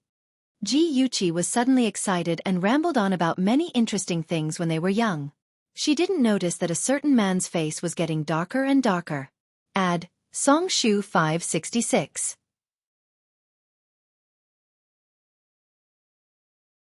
Chapter 856. Don't say any more. Shen just suddenly pulled her into his embrace, his arms tightly wrapped around her waist, in an extremely domineering posture, encircling her. Ji Yuqi blinked in confusion and looked up at him. Suddenly, she met his dark eyes. The corners of his lips were straight, and he had an expression that said, "I'm very unhappy." She pouted, hugged his neck and shook it. "Young Master Shen, what are you angry about?" "I'm just unhappy. Very unhappy." Shenja frowned and said in an extremely childish voice. Ji Yuqi blinked. "Why? If you're unhappy, there must be a reason, right?" Shenja's brows were so tightly furrowed that they could almost squeeze a mosquito to death. He asked in an unfriendly tone, "Are you on good terms with Tang Feng?" Ji Yuqi's mind worked very quickly. Her eyes were smiling, and gradually, she burst out laughing. "Aja, are you jealous? Is it because Tang Feng and I are childhood sweethearts, so you're jealous?" The little girl in front of him had an expression of enjoyment on her face, and it made him feel an indescribable sense of grievance. He was exuding cold air, and his gaze was so cold that it made people tremble. He said stiffly, "I'm jealous. What's so good about Tang Feng? You're not allowed to have any contact with him in the future." "Okay, I won't have any contact with him." Ji Yuqi knew that a certain someone was angry, so she skillfully smoothed his hair. The smile on her delicate face was as bright as a blooming rose, and it made his heart palpitate. He couldn't help but lean down and kiss her lips. When Ji Yuqi returned home, it was already past 10 o'clock. She took a shower, changed into her pajamas, and planned to go to the kitchen to heat up a glass of milk. When she walked into the living room, she saw Yi Zixu swaying her waist as she walked in. Her big watery eyes were still full of lust, her lips were slightly red and swollen, and her neck was covered with little hickeys. At first glance, she knew that Jiang Tianhao had loved her very much. "Sister Qiqi, it's so late. You're still awake?" Yi Zixu shyly pulled at her collar, as if trying to cover the marks on her neck. Ji Yuqi's eyes moved slightly, and her tone was indifferent. "Yes, why did you come back so late?" Yi Zixu automatically interpreted her expression as jealousy. Her lips curled up into a shy smile, and she shyly stroked her hair. "I went to Tianhao's company to see him, but I didn't expect him to." I'm sorry, Sister Qiqi. I shouldn't have mentioned him in front of you. Bitches were so pretentious." Seeing her pretentious look, Ji Yuqi almost spat out her dinner. The corner of her mouth twitched, and she expressionlessly said, "It's late. Go to bed early. Good night." With that said, she didn't even look at her and walked straight to the kitchen. Yi Zixu looked at her cold back and sneered. Humph, she was just a used shoe abandoned by Tianhao. Why was she pretending to be a cold and elegant goddess? She was Tianhao's true love. Other women could just step aside. Thinking about Jiang Tianhao's passion, Yi Zixu's pretty face couldn't help but heat up. Holding her aching waist, she slowly walked upstairs. When she pushed open the door, she didn't expect her mother to be sitting on the chair in her pajamas, staring at her with a frosty expression. "Mom, it's so late. Why aren't you asleep yet?" Yi Zixu guiltily put down her arms and quickly walked up to her. Chen Tingfang's gaze was as sharp as a knife, and she scanned her from head to toe. Yi Zixu awkwardly covered her neck. Chen Tingfang furrowed her brows in annoyance and said angrily, "Don't be so secretive. Anyone can tell what you've done." "What did I tell you? I told you not to have sex with that guy. Once a woman gives herself to a man, she's worthless. Don't you understand? You don't look like a rich young lady at all. Your Uncle Ji doesn't have a good impression of you to begin with, and you're still fooling around. Are you trying to make him hate you more and more so that he'll get rid of you sooner?" Yi Zixu pursed her lips in dissatisfaction and muttered softly, "Even if he doesn't hate me, I still have to get married." "Mom, don't be so stubborn. A woman's youth only lasts a few years. If I don't enjoy love now when I'm old, I won't have the capital to enjoy it even if I want to." Chen Tingfang's expression became uglier, and there were signs that she was going to flip out. Yi Zixu hurriedly hugged her arm and acted coquettishly. "Mom, Don't be angry. I promise I'll come back earlier in the future. I definitely won't be found out by Uncle G. Mom, don't be angry. You won't be pretty if you're angry. Don't be angry. Humph, I gave birth to such a disappointing daughter. It would be strange if I wasn't angry. Chen Tingfang poked her forehead with her finger. Her expression was still not good. You'd better be more careful in the future. Don't let anyone have anything against you. Don't kill anyone. As she said this, she glanced at her flat stomach. Yi Zisu's face turned red. She pouted playfully and said, I know, Mom. We've always taken protective measures. The scene in the underground parking lot suddenly flashed through her mind. At that time, Tianhao was in a hurry and didn't have time to take any protective measures. Fortunately, if it wasn't for her mother's reminder, she would have forgotten to take the morning after pill. After coaxing Chen Tingfang away with kind words, Yi Zisu hurriedly took the morning after pill and comfortably soaked in the bathtub. While playing with the rose petals on the water, she thought about the matter between her and Jiang Tianhao. She was confident that Jiang Tianhao loved her. However, it wasn't a good idea to always have a vixen hanging around him. She had to think of a way to get Lin Shui away from him. It would be best if she could drive her out of their company. Yi Zisu's thoughts were beautiful. She had no idea that the gap between her and Jiang Tianhao was getting bigger and bigger. Before Jiang Tianhao stepped into the office, he pinched the space between his eyebrows. On his handsome face, a gentle and elegant smile naturally appeared. Good morning. He politely greeted the male colleague who was walking towards him. The male colleague gave him a strange smile and patted him on the shoulder. You brat, you're really brave. Jiang Tianhao was confused. He raised his eyebrows in surprise. Wang Xian, what do you mean by that? The smile on Wang Xian's face became more and more strange. It looked a bit wretched. He winked at Jiang Tianhao and said in a strange voice, Don't pretend. Everyone in the company knows. Brat, you're now a celebrity in the company. Jiang Tianhao's heart tightened. No matter how slow he was, he understood that Wang Xian's words were not good. Did he do something wrong? He felt uneasy. Just as he was about to continue asking, the director suddenly came out of the office. With a dark face he stared coldly at him and said loudly, Jiang Tianhao, come to my office. Hee bro, go quickly. Your brother will light a candle for you. Wang Xian patted him on the shoulder and laughed gloatingly. Jiang Tianhao clenched his fists. He brushed past Wang Xian and walked towards the director's office. When he passed by Lin Shui's desk, she suddenly whispered, Be careful. Her voice was so soft that Jiang Tianhao thought he was hallucinating. He subconsciously turned his head and caught the worried expression on Lin Shui's face. Seeing him turn his head, she quickly lowered her head. Her long eyelashes trembled rapidly and her fingers fluttered over the keyboard in a panic. Jiang Tianhao pursed his lips. He did not stop and walked quickly to the director's office. He knocked on the door and entered after getting permission. Director, what can I do for you?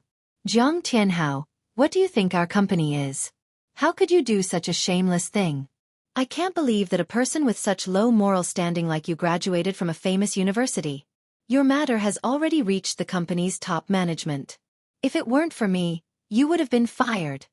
Director Gao Hong had just received a reprimanding call from the company's top management. He was fuming, and now he vented his anger on Jiang Tianhao without hesitation. Jiang Tianhao clenched his fists tightly. Gao Hong's incessant scolding rang in his ears. Blurry scenes kept flashing in his mind. There was mockery, abuse, humiliation, and beatings. Gradually, the scolding overlapped with the humiliation he had suffered. His handsome face was contorted with anger. There was a wild beast roaring in his heart. He could not help but rush forward. He slammed his hands on the table and roared, Shut up! Gao Hong had never seen such a frightening side of Jiang Tianhao. His eyes were bloodshot and filled with a ferocious light. His face was distorted and horrifying. Both his hands were on the desk, and his body was trembling slightly due to his anger. His entire body was emitting a violent aura, which made Gao Hong shudder. The office suddenly quieted down. It was eerily quiet. Jiang Tianhao and Gao Hong faced each other across the table. One was blinded by anger and the other was stunned. The first one to react was Gao Hong. He coughed and put on a gentle face. He said slowly, "Little Jiang, calm down. I know you're also a victim. I also sympathize with you." After Jiang Tianhao calmed down, he was filled with regret. He could not control himself. He should not have done that. He bowed to Gao Hong and said respectfully, "I'm sorry, Director. I lost my composure just now. I'm very sorry. However, I would like to ask you to clarify what I did wrong." Gao Hong opened his mouth slowly. He wanted to say something, but in the end, he did not say anything. He patted his shoulder and said, "All right, you're a young man. Who doesn't have anger? I don't blame you. Go back and take a look at the company's forum. You'll know what happened."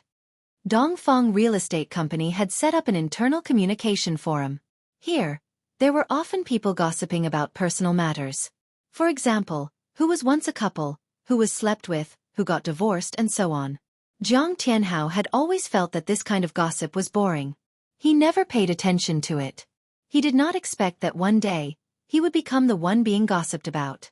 The post with the big red title "Violent Couple Having Car Sex," looking down on passers-by, was pushed to the top of the forum. The post was posted with pictures of the car sex. Each picture was very hot. Even though the appearance of the man and woman could not be seen clearly, the company's colleagues were familiar with Jiang Tianhao. As long as they took a few more glances, they would be able to recognize him. Beauty novel, Xinwu 799.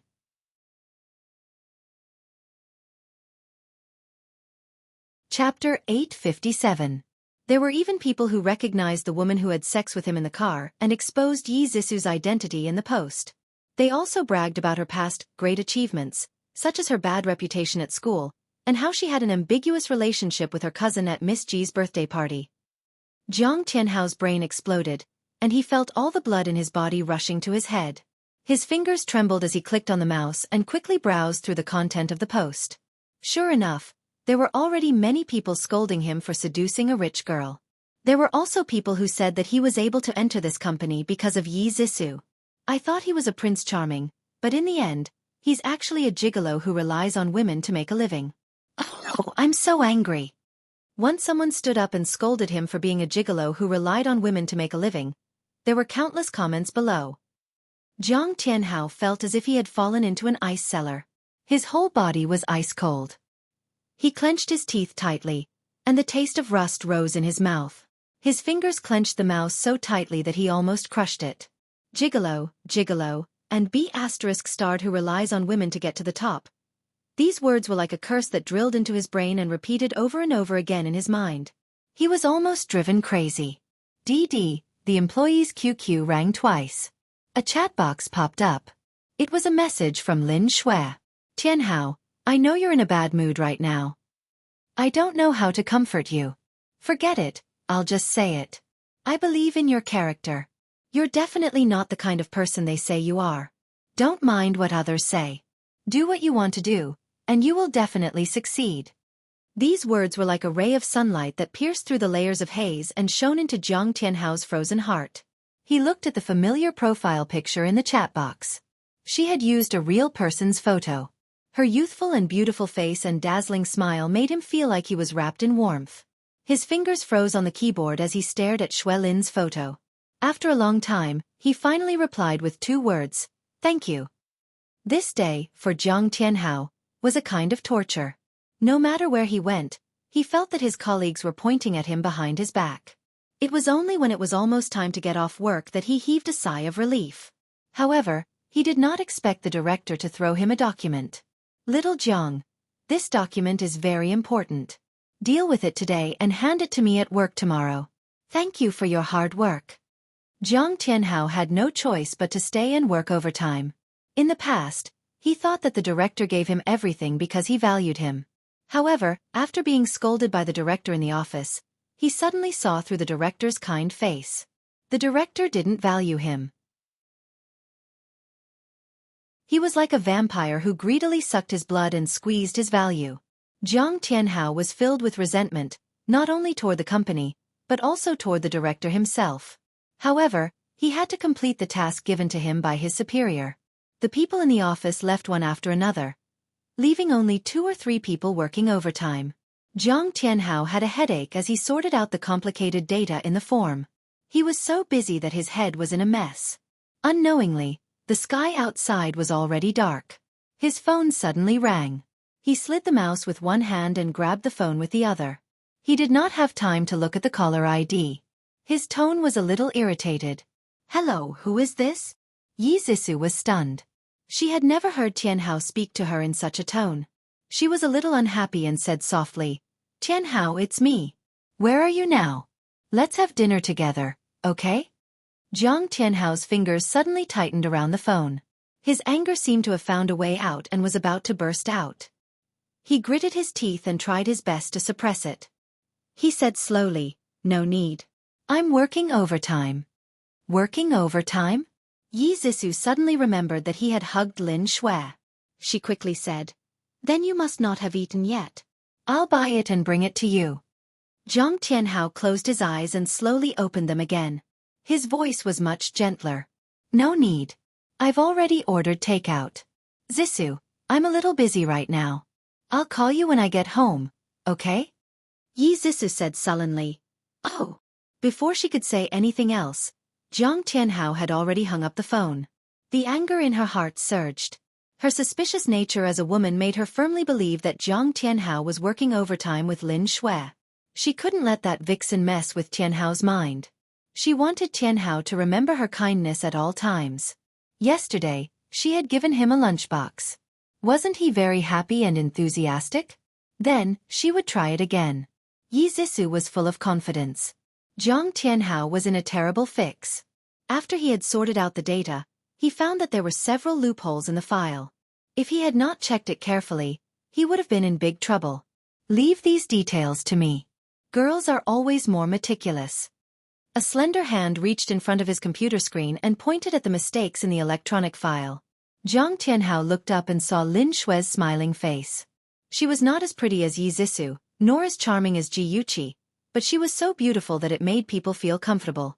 She was like the girl next door, making people involuntarily want to get close to her.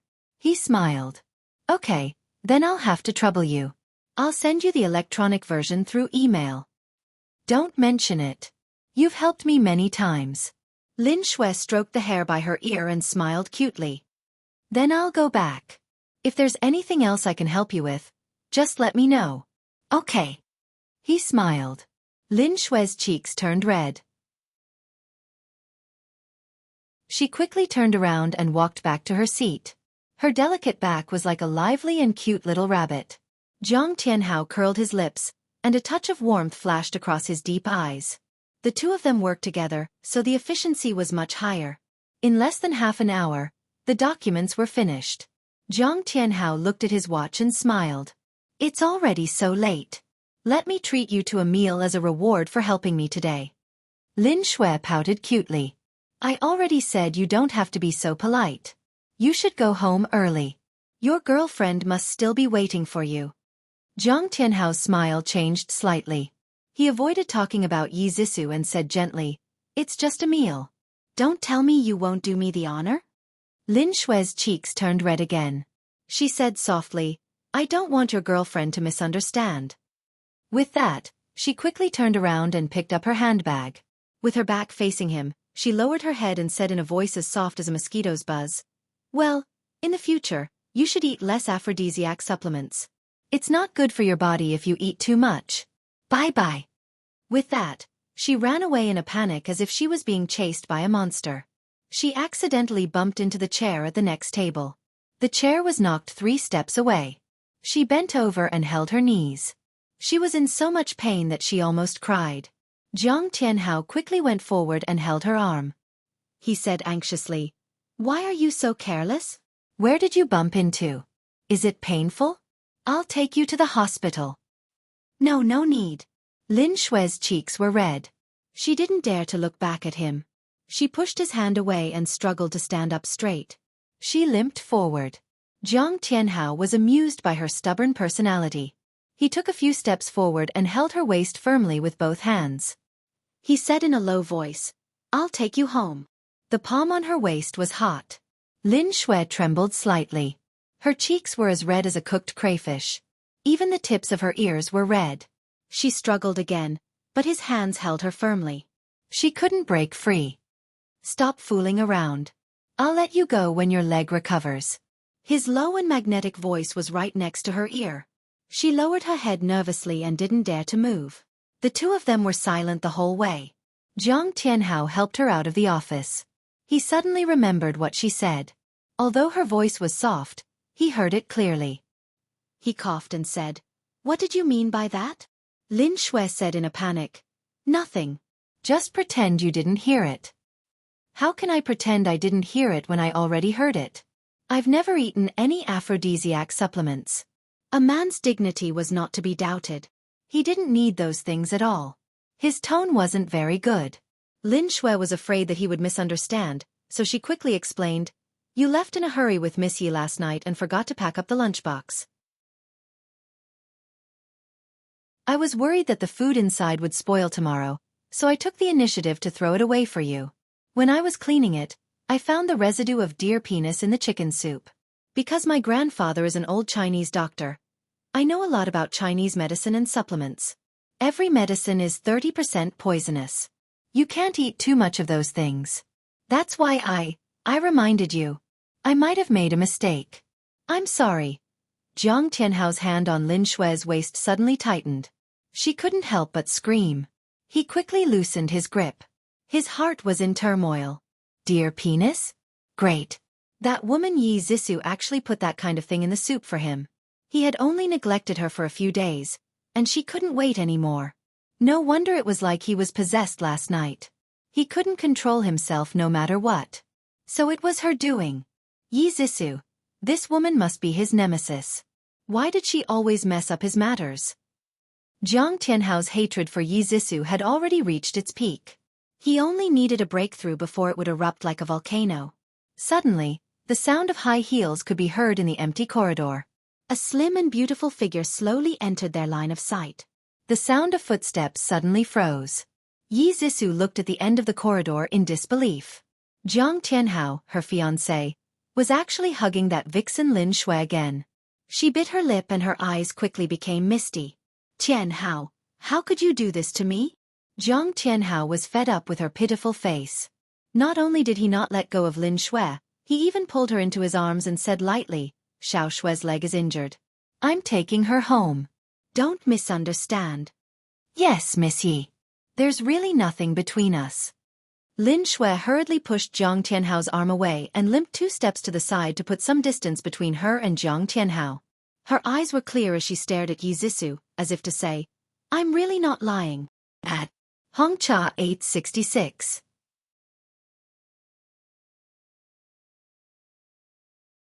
Chapter 858. Yi Zissou herself was a little white flower who was good at pretending. She imagined all the delicate and pitiful girls to be little white flowers. Her eyes were filled with venom as she glared fiercely at Lin Shui. Lin Shui blinked and rubbed the corner of her clothes helplessly. She said softly, "Miss Yi, you guys take your time chatting. I'll leave first." She dragged her injured leg and walked forward slowly. Yi Zissou stood in the same spot and stared at her without blinking. When Lin Shui walked to her side, she suddenly reached out her arm and slapped Lin Shui hard across the face. Slap! A crisp sound rang out. Lin Shui's head was slapped to the side by that slap. She staggered 2 steps and almost fell. Jiang Tianhao rushed forward and supported her steadily. This slap stunned Lin Shui. She didn't say a word as tears streamed down her face in a daze. Seeing her pitiful appearance, Jiang Tianhao was immediately enraged. All the disgust he had for Yi Zissou exploded. Without thinking, he slapped Yi Zissou across the face and said angrily, "Are you crazy?" Yi Zissou's face burned with pain. She covered her face in disbelief and looked at Jiang Tianhao with teary eyes. "Why, you actually hit me? You actually hit me because of that vixen? Jiang Tianhao, I want to break up with you." After the slap, Jiang Tianhao regretted it. He reached out and wanted to hug her, but she pushed him away. She cried out, "Jiang Tianhao, you're too much. I won't forgive you." With that, she turned and ran away. Jiang Tianhao instinctively chased after her, but just as he took a step forward, he stopped and stood stiffly in the same spot. He clenched his fists and let her run out of his sight and disappear into the elevator. "Tianhao, I'm sorry. It's all my fault. I caused a misunderstanding between the two of you. Hurry up and chase after Miss Yi and explain to her clearly. Lin Xue's worried voice was heard. Jiang Tianhao smiled bitterly. It's not your fault. She was too insensible. She's angry right now and won't listen to my explanation. He paused and turned to look at her. Xiao Xue, how's your leg? Xue Lin hurriedly said. It's okay now, I can go home by myself. You should go check on Miss Yi. It's very dangerous for a girl to be on the street so late at night. You're a girl too. Why aren't you worried about yourself? It's not safe for you to take a taxi alone. Jiang Tianhao deliberately wanted to give Yi Zixu the cold shoulder for a few days. Otherwise, that woman would really think that he was her servant and needed to please her at all times. Lin Xue still wanted to persuade him, but Jiang Tianhao raised his hand to stop her from continuing. He said faintly, Don't say any more. I've already decided. Oh, Lin Xue said sullenly. Her leg was actually fine now. She walked steadily beside him and said, Tianhao, actually, it's very normal for girls to misunderstand. You just have to explain to her properly and everything will be fine. Jiang Tianhao's lips tightened. He wanted to say something, but in the end, he didn't say it. He only said helplessly, You won't understand what's going on between me and her. He did like Yi Zixu, but that kind of liking couldn't compare to the value of using her. Later on, all sorts of things happened and that little bit of liking for her was obliterated. Now, he only had disgust for her. However, he had no choice but to be perfunctory and pretend to be affectionate. After all, she still had value and he couldn't abandon her for the time being. Obviously, Yi Zixu still didn't know her position in Jiang Tianhao's heart.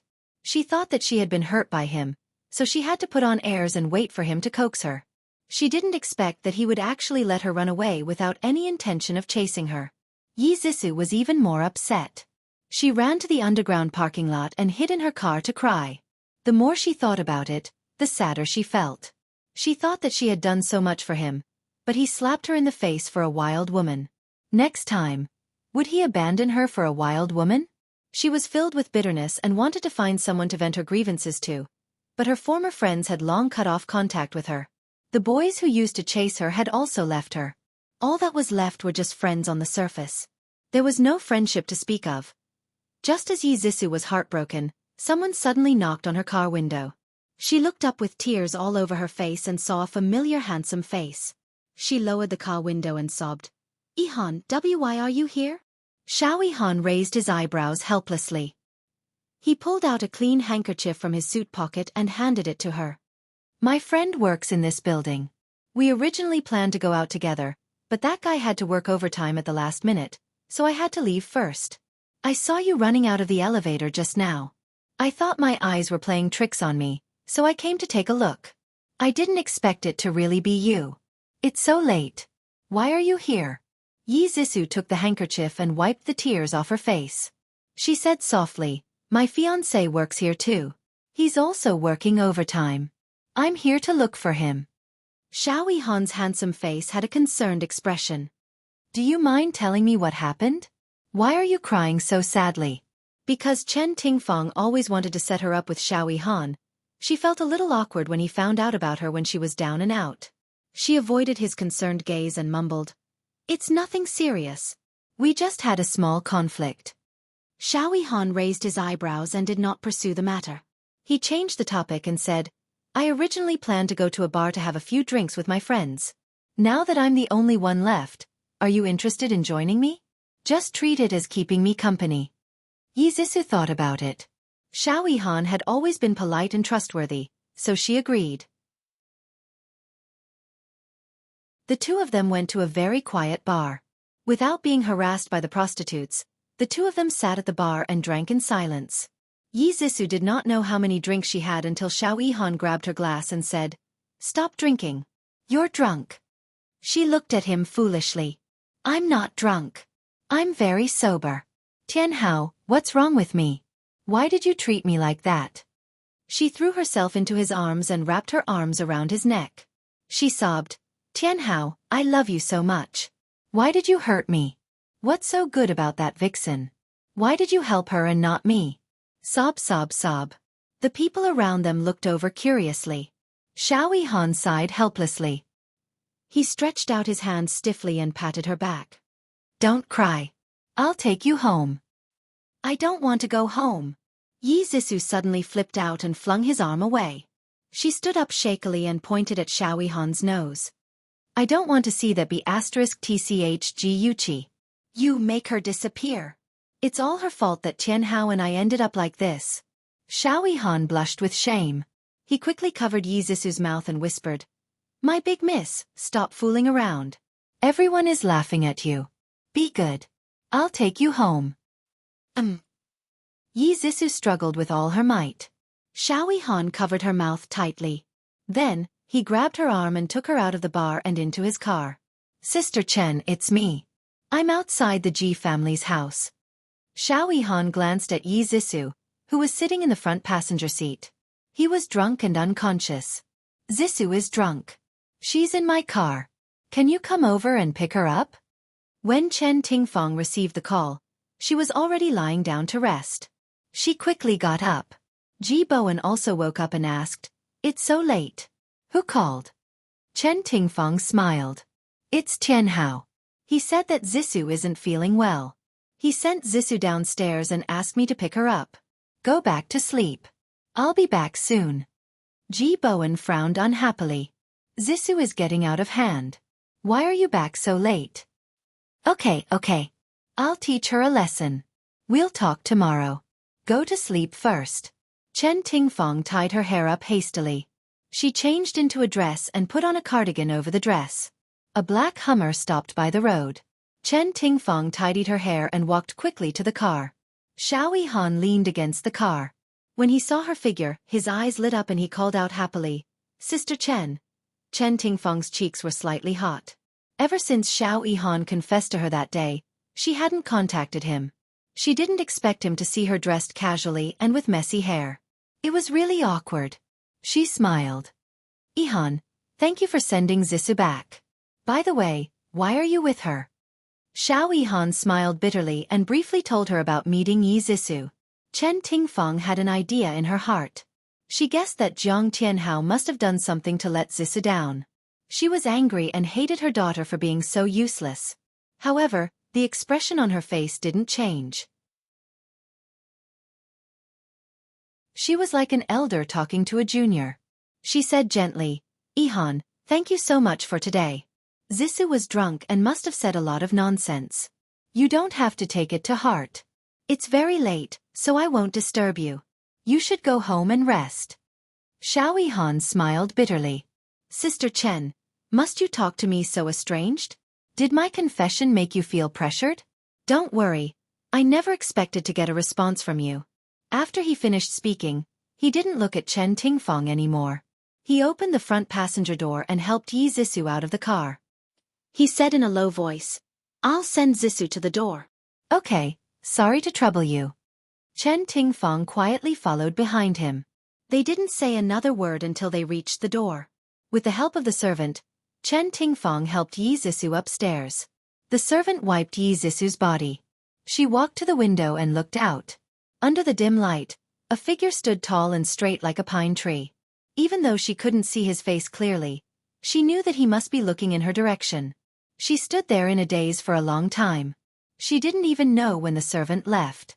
Xiaofan, who was outside the window, also stood there for a long time. She looked at the lit window and the figure hiding behind the window. Then she raised her eyebrows, opened the car door, and drove away. The car disappeared into the darkness. Chen Tingfang suddenly felt a little disappointed. It was as if something was different. In the morning, Ji Yuqi was woken up by her phone ringing. Ad. Hongcha 866.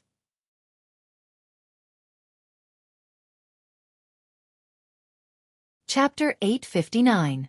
She fumbled for her phone with her eyes closed and put it to her ear. Hello, who is this? Shanja's deep laughter rang in her ear. Are you still asleep?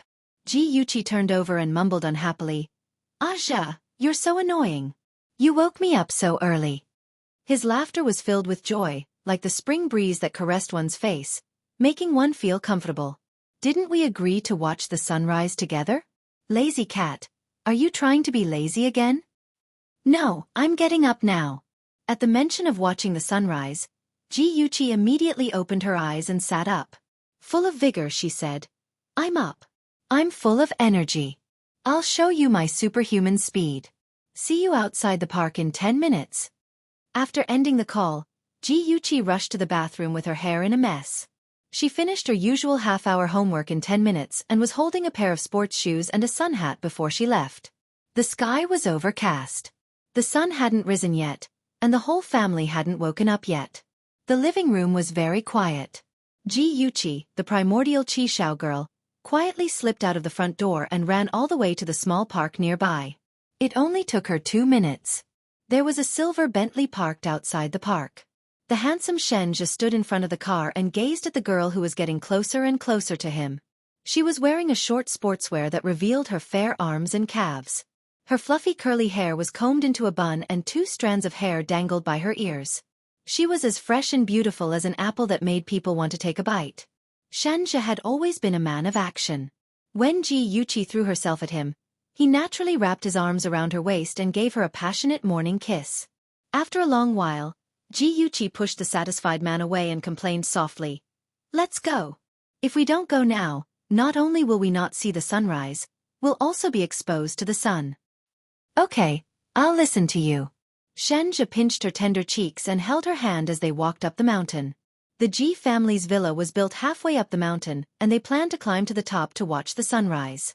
It would take more than half an hour to walk up the mountain. After more than half a year of physical training, this amount of exercise was nothing to Ji Yuqi. She and Shenja chatted and laughed as they climbed to the top of the mountain. Chi-Chi, come here. The view is better here. Shenja had his back to the cliff and stretched his arm out to Ji Yuqi with a gentle smile on his handsome face. Ji Yuqi's face was slightly pale. The memories of her previous life were still fresh in her mind. It was on the cliff that Jiang Tianhao and Yi Zissou had revealed their true colors and pushed her down the cliff together. Her fingers that were hanging by the sides of her legs slowly clenched. Her feet felt as if they were bound by a 1,000-pound iron ball. She wanted to move forward, but she couldn't. Chi-Chi? Shenja keenly noticed her strange behavior and quickly walked to her. His slightly cold fingertips touched her cold cheeks. What's wrong? Where do you feel uncomfortable? Ji Yuqi bit her lips and shook her head. Her voice was hoarse. I'm fine. If you don't like it here, let's go somewhere else. How about the beach? Shenja put his arm around her shoulders and pulled her into his embrace. No, it's right here. I want to step over it. Ji Yuqi had chosen the place to watch the sunrise. She wanted to force herself to overcome the psychological barriers of the past and the fears of her previous life. She wanted to live in the present. She was Ji Yuqi, the Ji Yuqi who had been reborn and would no longer be controlled by that B*TCH. She gritted her teeth and her eyes gradually became firm and proud. She withdrew from Shenja's embrace and walked up the cliff with her head held high. Then she took the first step. She leaned against the railing and looked at the surrounding sea of clouds and rugged mountain peaks. The fear hidden deep in her heart disappeared little by little, leaving behind a lofty ambition to look down on the world. Shenja hugged her from behind and stood with her on the peak of the mountain. They looked at the sun breaking through the clouds and shining its light on the earth. Their hearts were tightly pressed together. Chi-Chi. Yes. I like you. Yes. Shenja was gloomy. You should say that I like you too. Ji Yuqi looked up at him and smiled. I thought you already knew. It's always different if I say it out loud. Shenja was even more gloomy. The book said that women despised men for being too cold and passionate. They always kept their love in their hearts and were unwilling to say it out loud. Why was it that when it came to them, he could not wait to say it out loud, while Chi-Chi was not romantic at all? Ji Yuqi readily accepted his advice and blinked. Oh, okay then. I like you. Shenja complained. So perfunctory. Ji Yuqi laughed and put her hands around his neck. She kissed him on the lips and blinked. I'm very sincere. Little girl, marry me. Okay, I'm yours in the future. Shenja did not have any moral integrity and said shamelessly. Ji Yuqi was defeated by his shamelessness. She buried her head in his chest, shrugged her shoulders and burst into laughter. Ji Yuqi was in a good mood when she came down from the mountain. After kissing Shenja goodbye, She ran all the way home and saw Yi Zissou squatting in the garden. She was wearing a long white dress and her hair was draped over her shoulders. There was a touch of sadness on her beautiful face and she was holding a rose in her right hand. The scene was similar to Lin Daiyu's burial of flowers. Ji Yuqi did not know why she was here. Ji Yuqi raised her eyebrows with interest and greeted her with a half-smile. Zissou, why are you holding a rose in a daze? Yi Zissou seemed to wake up from a dream. She let go of the rose in a panic and smiled shyly. Nothing, Sister Chi-Chi. I heard from my classmates that Gu Fifan is pursuing you. Are you two dating? Ji Yuqi narrowed her eyes. Was this a heart-to-heart talk between sisters? Or was she trying to test whether she was still interested in Jiang Tianhao? With this thought, her expression changed. Her eyebrows seemed to be shrouded in a layer of sadness and her voice was bleak. Gu Fifan is indeed very outstanding, but he is not the right person for me. Yi Zissou pursed her lips and said timidly, could it be that sister still likes Tianhao and still blames me for snatching him away? Ji Yuqi turned around and did not look at her anymore. It seemed that she would cry if she looked at her again. What you missed will always be missed. Zissou, you have to cherish the happiness you have now. After saying that, she walked straight to the door. After taking a few steps, she suddenly stopped and turned back to look at Zissou. Zissou, I noticed that you seem to have put on weight recently, especially your belly. You'd better be more careful. Guys like skinny girls. Yi Zissou, who loved to look beautiful, touched her cheeks in a panic and lowered her head to touch her belly. She did not know if it was a psychological effect or something else, but she felt that her belly was not as flat as before. She secretly gritted her teeth. She must eat less to maintain her beautiful figure. She could not let Tianhao dislike her. Tianhao, thinking about him, Yi Zissou felt sad again. Yesterday, in a moment of anger, she said that she wanted to break up with him. She regretted it very much, but she did not want to put down her pride and ask for his forgiveness. She waited for his call and explanation all morning, but there was not even a text. She was so angry that she almost suffered internal injuries. Yi Zissou returned to her room unhappily. In the living room, she met Chen Tingfang and was lectured by her again. She said that it was dangerous for a girl to drink outside in the middle of the night and that it was lucky that Xiao Yihan sent her home. After being lectured for more than 10 minutes, Yi Zissou felt more and more depressed. Finally, she could not help but flip out. Her voice was shrill as she shouted, "Okay, stop talking. I know I was wrong. Everything is my fault, okay?" She left the shocked Chen Tingfang and ran upstairs. "Senior, did you and Zissou have a fight? I think she's very sad." Ji Yuqi's room door was not locked. There was a crack in the door, so Yi Zissou naturally heard her voice on the phone. Yi Zissou stopped in her tracks. She hid behind the wall and listened carefully.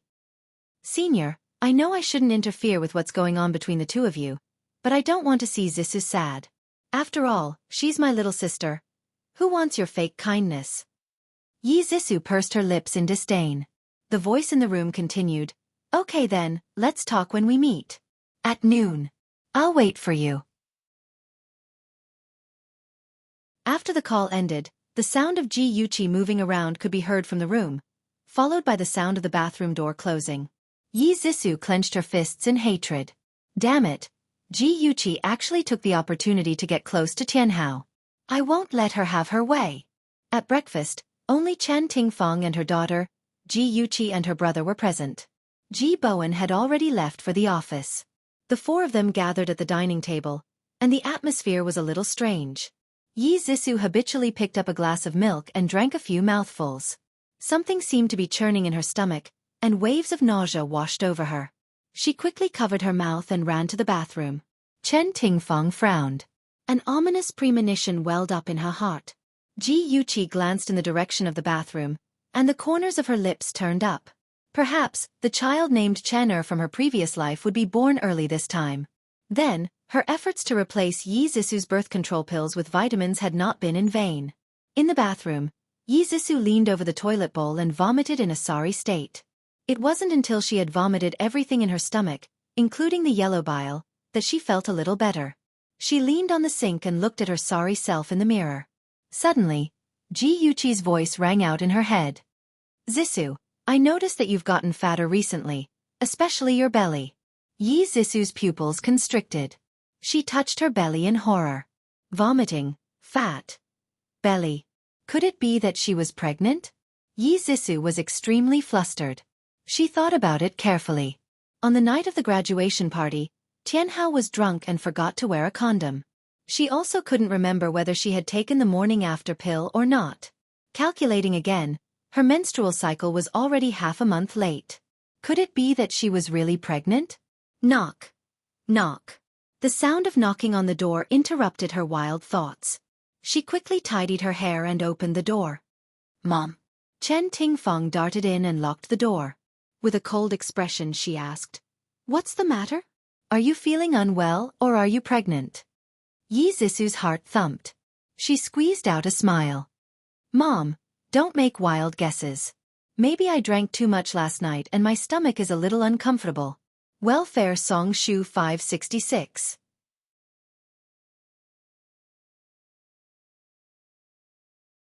Chapter 860.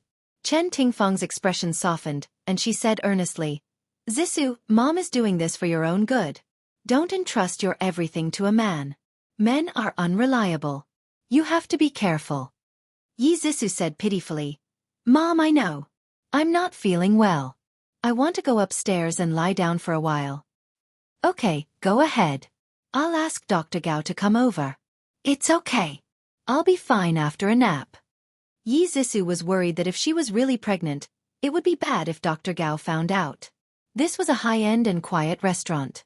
Even during the peak lunch hour, there was no hustle and bustle. Jiang Tianhao took the menu from the waiter and handed it to Ji Yuqi in a gentlemanly manner, allowing her to order first. After ordering, Ji Yuqi took a sip of tea and smiled. "Senior, how are you getting used to living at Oriental Real Estate?"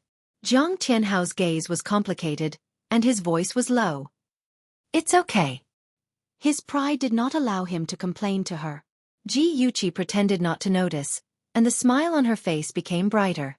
She teased, "That's good. I was worried that someone as outstanding as Senior would be ostracized by his colleagues." He smiled, but his smile was a little unnatural. He took a sip of tea and changed the topic. "You shouldn't worry about me and Zisu. I don't know how to get along with her anymore. Thinking about it, it's better for both of us to calm down." His slender fingers caressed the fine porcelain teacup. His eyes were dim, and his tone was bleak. He sounded like he was hurt by love, but also like he had no choice. It really made one want to comfort him. Of course, Ji Yuqi could not disappoint him. She said gently, "Senior, although I don't know what happened between the two of you, I know that Zisu loves you very much. If there's any conflict between the two of you can talk it out and resolve it. If you keep ignoring Zisu like this, she might misunderstand. I heard from the servants that Zisu drank a lot last night. Fortunately, Xiaofan sent her back. Otherwise, it would be dangerous for a girl to be outside alone." Jiang Tianhao frowned. "Xiaofan?" Ji Yuqi nodded. "Yes, didn't Zisu mention it to you? Xiaofan is Auntie Chen's best friend. He also has a good relationship with Zisu. When he came to our house to pick up Zisu, I saw him once. He's quite handsome. I heard that his family background is also very good." She cleverly stopped talking and changed the topic. "Why are the dishes so slow? I'm a little hungry." Jiang Tianhao felt very uncomfortable. He felt like he had been betrayed. That Xiaofan, Yi Zisu had never mentioned it to him. Could she be feeling guilty? He suppressed the suspicion in his heart and looked at Ji Yuqi, who was pouting and complaining. He could not help but smile. "Don't worry, it'll be here soon." Just as he said, the dishes were served very quickly. Jiang Tianhao considerately scooped soup for her and picked up food for her. The two of them chatted and laughed softly. From afar, they looked like a sweet and warm couple. In addition, the two of them were very good-looking and attracted a lot of attention. Unfortunately, this warm and harmonious scene was quickly broken by someone. "You, how can you treat me like this?" A pure and delicate girl in a white dress suddenly walked in front of them. Her beautiful face was filled with sadness, and her pair of beautiful big eyes were filled with tears. She looked at them pitifully, like a little white flower that had been abandoned. The people around them automatically imagined that the girl in the white dress had been betrayed by her boyfriend and best friend. They looked at Jiang Tianhao and Yi Zixu with envy and condemnation. Jiang Tianhao's hand that was picking up food for Ji Yuqi stiffened. Ji Yuqi calmly wiped the corner of her mouth and slowly raised her head, revealing a gentle smile. Zixu, you came at the right time. Senior has already explained to me that the girl you met last night is only his colleague. There has been a misunderstanding between you two, so you must resolve it in time. Everyone suddenly realized that the girl was kindly helping her best friend solve her relationship problems. As for the girl named Zixu, she was too paranoid. She misunderstood her boyfriend at every turn. Yi Zixu noticed that the people around them were looking at her differently. She bit her lip, adjusted her facial expression, and smiled slightly. So that's how it is. I'm sorry, Sister Chi-Chi. I misunderstood you. Then she gracefully sat beside Jiang Tianhao and said softly, Tianhao, I'm sorry. I misunderstood you last night. In public, Jiang Tianhao naturally couldn't embarrass her. He walked down the stairs she gave him and said warmly, I also did something wrong. Fortunately, Yuqi is willing to help us resolve the misunderstanding. We have to thank her properly. Okay. Yi Zixu nodded vigorously and smiled at Ji Yuqi. Sister Chi-Chi, thank you. You're welcome. I'm happy as long as you two make up. Ji Yuqi winked playfully. I'm already full, so I won't be a third wheel. You two take your time. Ji Yuqi didn't care about the two's attempts to persuade her to stay and left. When she walked out of the street, she glanced through the window at Jiang Tianhao and Yi Zixu, who were sitting opposite each other in silence. Her lips curled into a malicious smile. After so many arguments, these two are about to collapse. After Ji Yuqi left, the atmosphere became a little awkward. Jiang Tianhao was silent. He brought a new set of chopsticks for Yi Zixu and scooped a bowl of soup for her. He gently placed it in front of her and still didn't say a word. Yi Zixu didn't intend to be the first to give in, but she didn't expect Ji Yuqi to take advantage of the situation. This made her feel a great sense of crisis. She decided to firmly control Jiang Tianhao in her hands. And the best way for a woman to control a man was to have children. She gently held his hand. Her pure and beautiful face looked shy and happy at the same time. She looked at him affectionately with her big watery eyes and said softly, Tianhao, I want to tell you a piece of good news. Jiang Tianhao pursed his lips and said coldly, What good news? Her long eyelashes fluttered and she quickly glanced at him. Then she lowered her eyes and said softly, I'm pregnant. Clang. The teacup beside Jiang Tianhao's hand was knocked over and the tea spilled all over the table. He suddenly grasped her hand tightly and his eyes darkened. What did you say? Yi Zixu's heart clenched. What kind of reaction was this? Did he not want to have children with her? She bit her lip, leaving teeth marks on it. She repeated softly, I said I'm pregnant. I'm pregnant with your child. His fingers tightened around her wrist as if he was going to crush her bones. She cried out in pain and her eyes became misty.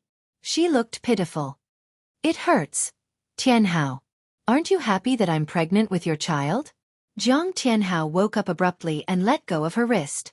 Seeing that there were a few clear fingerprints on her fair skin, he said apologetically, I'm sorry. I was just too surprised. He held her wrist and gently rubbed the fingerprints on it. He said gently, Zixu, don't worry. I'll take responsibility. When you graduate, we'll get married. Yi Zixu bit her lip. Her eyes were probing as she asked softly, Then what about this child? Jiang Tianhao's expression froze.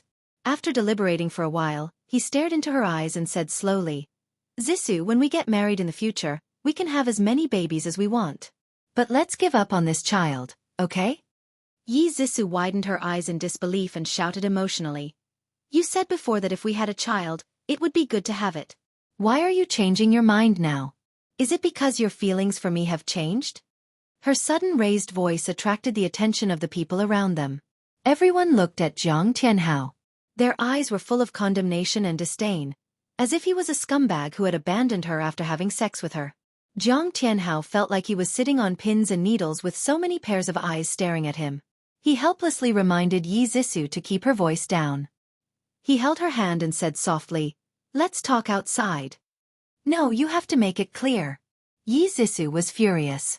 She completely ignored the current situation and held on to Jiang Tianhao. Jiang Tianhao's temper flared when he failed to persuade her nicely. He felt that she was embarrassing him and trampling on his manly dignity. With a gloomy face, he called the waiter over to settle the bill. Then he grabbed her wrist and forcefully dragged her out of the restaurant. When they finally found a secluded place, Jiang Tianhao flung her hand away. His face was ashen as he growled in a low voice. When did you become so insensible? Do you really want to embarrass everyone before you stop? Yi Zixu sobbed. Her face was full of tears. She shouted back aggrieved. Why are you so fierce? Do you think I want to get pregnant? Do you think I want a child at such a young age? Isn't it all because of you? You dislike me now. You hate me and want to break up with me. That's why you don't like me in any way, right? Jiang Tianhao pinched the space between his eyebrows in frustration. Seeing Yi Zixu sobbing so heartbroken, he didn't feel any pity for her.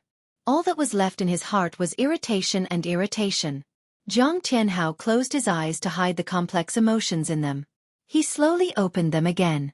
Holding her shoulders with both hands, he said gently, Zixu, where did you get these wild thoughts from? How could I abandon you? Listen to my explanation. I don't want to keep this child because we're both too young, especially you. You haven't graduated from university. If people find out that you're pregnant before marriage, it'll damage your reputation. I made this decision for your own good. Yi Zixu looked up with teary eyes and said pitifully, but I can't bear to part with this child. He's the product of our love. There are many university students getting married and having children now. Tianhao, as long as you're always by my side, I won't care even if people laugh at me. Jiang Tianhao's eyebrows twitched. University students getting married and having children? She was hinting at him to get married quickly. His mind worked quickly. He knew that the chances of persuading her were very small, so he might as well calm her down first. Besides, Chen Tingfang would never allow her to have a child. Welfare, Xinwu 799.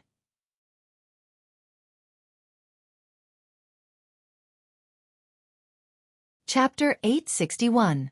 He gently wiped away her tears and said softly, Let's talk about the child slowly. Don't cry. Your eyes will swell up if you keep crying. Yi Zixu didn't say anything else. She had her own plans. It didn't matter if she had a child or not. What was important was to use this opportunity to force Tianhao to marry her. Abort it, abort it. Abort the child right now. Jiang Tianhao played tricks and passed the news of Yi Zixu's pregnancy to Chen Tingfang. When Chen Tingfang found out, she was furious. She wanted to stuff her disappointing daughter back into her womb and have another baby. Mom, I beg you. Let me keep the child. Yi Zixu shook her arm with tears streaming down her face. Mom, this child is your grandson. Can you bear to do this? Chen Tingfang flung her hand away and said angrily, If he were married and had a child, I would definitely dote on him. But his parents are so disappointing that he doesn't even have the right to be born now. She poked Yi Zixu's nose with her finger and said fiercely, You brat. I've spoiled you since you were young, haven't I? How many times have I told you not to sleep with anyone casually? Even if you have sex, you have to take protective measures. Look at you. When did you listen to me? Ha! Mom. Yi Zixu called out softly. Her tears flowed even more fiercely. Her big eyes were full of pleading. Mom, I know I was wrong. I shouldn't have disobeyed you. But the child is innocent. He's still so young. I can't bear to abandon him. Mom, I beg you. Let me keep the child. As long as I marry Tianhao now, the child will be a legitimate child. Mom, I beg you. Please talk to Uncle Ji and ask him to agree to our marriage ahead of schedule. What sins did I commit in my past life to give birth to such a troublemaker like you? Although Chen Tingfang scolded her, she still felt sorry for her daughter. She frowned and said, Are you really going to marry Jiang Tianhao? Yi Zixu nodded hurriedly. I won't marry anyone but him in this life. Chen Tingfang knocked hard on her forehead and said angrily, Good for nothing. How many times have I told you that Jiang Tianhao isn't the right person for you? Look at him. One moment, he's flirting with Ji Yuqi, and the next moment, he's having an ambiguous relationship with a female colleague. Last time, He even hit you because of that female colleague. A person like him who's full of tricks won't spend the rest of his life with you. Yi Zisu's eyes reddened again. She felt very uncomfortable, but she couldn't help but defend Jiang Tianhao. Mom, don't talk about him like that. He and Ji Yuqi are just acting. It's not like you don't know that if it weren't for Ji Yuqi, Tianhao wouldn't have been able to work at Dongfang Real Estate, and he wouldn't have been able to enter Ji Group in the future. As for that female colleague, he just joined the company, so of course he has to build a good relationship with his colleagues. Actually, that night, that woman's leg was injured, so Tianhao helped her. I misunderstood him. It's only right that I'm angry. Chen Tingfeng shook her head and sighed. You're hopeless. Your brain is filled with Jiang Tianhao. No matter what, I won't agree to you marrying him, and I definitely won't agree to you keeping the child. Zisu, you're Mom's only daughter. Mom won't harm you. I'm doing this for your future happiness. Be good and abort the child. You're still young. You can have as many children as you want in the future. She didn't expect that after saying so much, her mother still wouldn't agree to her keeping the child. Yi Zisu was heartbroken. She screamed desperately, Mom, I just want to marry Tianhao. If you don't agree, I'll go look for Uncle Ji. I'll beg him. She ran to the door like a madwoman. Chen Tingfeng's face darkened. She shouted, Stop right there. If you dare to walk out of this door, don't be my daughter. Yi Zisu stopped in her tracks. She froze on the spot. Her back was slightly arched. She buried her head and cried heartbroken. Her tears fell like a broken string of beads. She clenched her fists and said word by word, Mom, don't force me. Chen Tingfeng's heart ached and she was frustrated.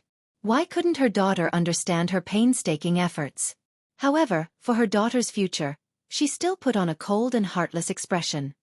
I mean what I say. If you insist on keeping the child, don't acknowledge me as your mother.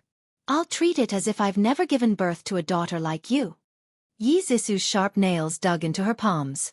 Her frail shoulders trembled. She stood stiffly on the spot. After a long time, she suddenly turned around. Her eyes were cold as she said expressionlessly, I'll abort the child. Are you satisfied? Mom. Zisu. Chen Tingfeng's heart ached. She couldn't help but walk towards her. Yi Zisu's eyes were cold. Her entire body exuded a faintly discernible dark aura. She glanced coldly at Chen Tingfeng, turned around, and left. The door closed with a bang, startling Chen Tingfeng. The room was empty, just like her heart at that moment. Yi Zisu, dressed in a white dress, floated eerily across the corridor.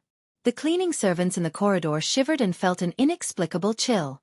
Ji Yuqi eavesdropped on the conversation between Chen Tingfeng and her daughter. She stood in front of the window, her right hand propping up her chin. She smiled as she watched Yi Zisu float out of the courtyard like a ghost. She muttered to herself, Oh, the little white flower has turned black. She's probably going to find the scumbag to take responsibility now. She leisurely picked up her phone. After the other party picked up the call, she smiled and said, The show is about to begin, dear, in the car. Yi Zisu muttered to herself, I will use my own methods to protect the man I love. She gripped the steering wheel tightly with both hands. Her cold gaze stared ahead of her. She stepped on the accelerator and sped off at an extremely fast speed. At the same time, in the director's office of the Oriental Real Estate Design Department, Director Gao Hong threw a report letter in front of Lin Shui. He said angrily, What's wrong with all of you? First it was Jiang Tianhao. Now it's you. Lin Shui, you're a girl. How can you not know how to love yourself? You actually seduced a married man. Now his wife has sent the report letter to the company's executives, demanding that the company must fire you. What do you think you should do? Lin Shui was so scared that her face turned pale. Tears welled up in her eyes. She said helplessly, Director, I didn't do it. I really don't know what's going on. Director, you must believe me. What's the use of me believing you? Now the whole company knows that you seduced another woman's husband. Even the president himself said that employees who damage the company's image must be fired. Lin Shui, hand over your work today. Gao Hong waved his hand impatiently. Once you've handed over your work, you don't have to come tomorrow. Lin Shui still wanted to plead, but Gao Hong was already annoyed. He waved his hand and asked her to leave. She pushed the door open and walked out with a heart as dead as ashes. She didn't dare to look at the mocking and contemptuous expressions of her colleagues. She covered her face and ran to the bathroom, crying loudly. The colleagues in the office whispered about Lin Shui's improper behavior. They said that she was a vixen who seduced a married man. Jiang Tianhao heard their mocking laughter from time to time. The forum was also crazily refreshed with this news. He clenched his hands. He wanted to shut those people up, but he couldn't anger them. He could only watch helplessly as Lin Shui ran wildly with a broken face. He gritted his teeth and finally couldn't help but follow her out. The suppressed sobs of a woman came from the female bathroom. Jiang Tianhao stood outside the bathroom door, not knowing whether to enter or leave. Fortunately, no one came at this time. Otherwise, if they saw him, they would call him a pervert. After waiting for 5 or 6 minutes, Lin Shui came out of the bathroom with red and swollen eyes. When she saw him, she immediately lowered her head, like a frightened rabbit. Jiang Tianhao, who had always been eloquent, was suddenly at a loss for words. He didn't know how to comfort her. After a moment of silence he said gently, "I believe that you're innocent." Lin Shui's tears rolled down again. She sobbed, "Thank you." Jiang Tianhao handed her a tissue. "Don't be sad. I think that there might be some misunderstanding. Do you want to talk to the director again?" Lin Shui shook her head sadly. "There's no need. The so-called evidence is right in front of them. They won't listen to my explanation." She lowered her head and brushed past him with a disheartened heart. She muttered to herself, "I really don't know who I've offended. Why did they have to do this to me?" She was just talking to herself, but Jiang Tianhao's heart trembled. Her thin and weak back was shrouded by a thick sadness. She was like a fallen leaf in the autumn wind, destined to sink into the mud. Seeing her was like seeing himself in the past. He was weak, incompetent, and bullied by others. Reality was cruel. If you couldn't stand at the top, you could only look up to others forever. That was why he wanted to climb to the top of power at all costs. Jiang Tianhao clenched his fists and watched her leave. Her words suddenly echoed in his ears. "Who did you offend?" Lin Shui had always been obedient. If he had to say who she had offended recently, it could only be her. His pupils suddenly shrank and his eyes darkened. His phone suddenly rang. Seeing the name of the caller ID, Jiang Tianhao's deep eyes flashed with disgust. He slowly pressed the answer button. Yi Zisu's voice traveled into his ears. "Tianhao, let's talk. We're on the rooftop of your company building." On the spacious rooftop, Yi Zisu leaned against the railing and looked at the bustling city expressionlessly. Occasionally, a few birds flew by in the gray sky. Cars shuttled back and forth on the road. All kinds of people were as small as ants, busy and silent. It made her feel lonely for no reason. Steady footsteps came from behind her.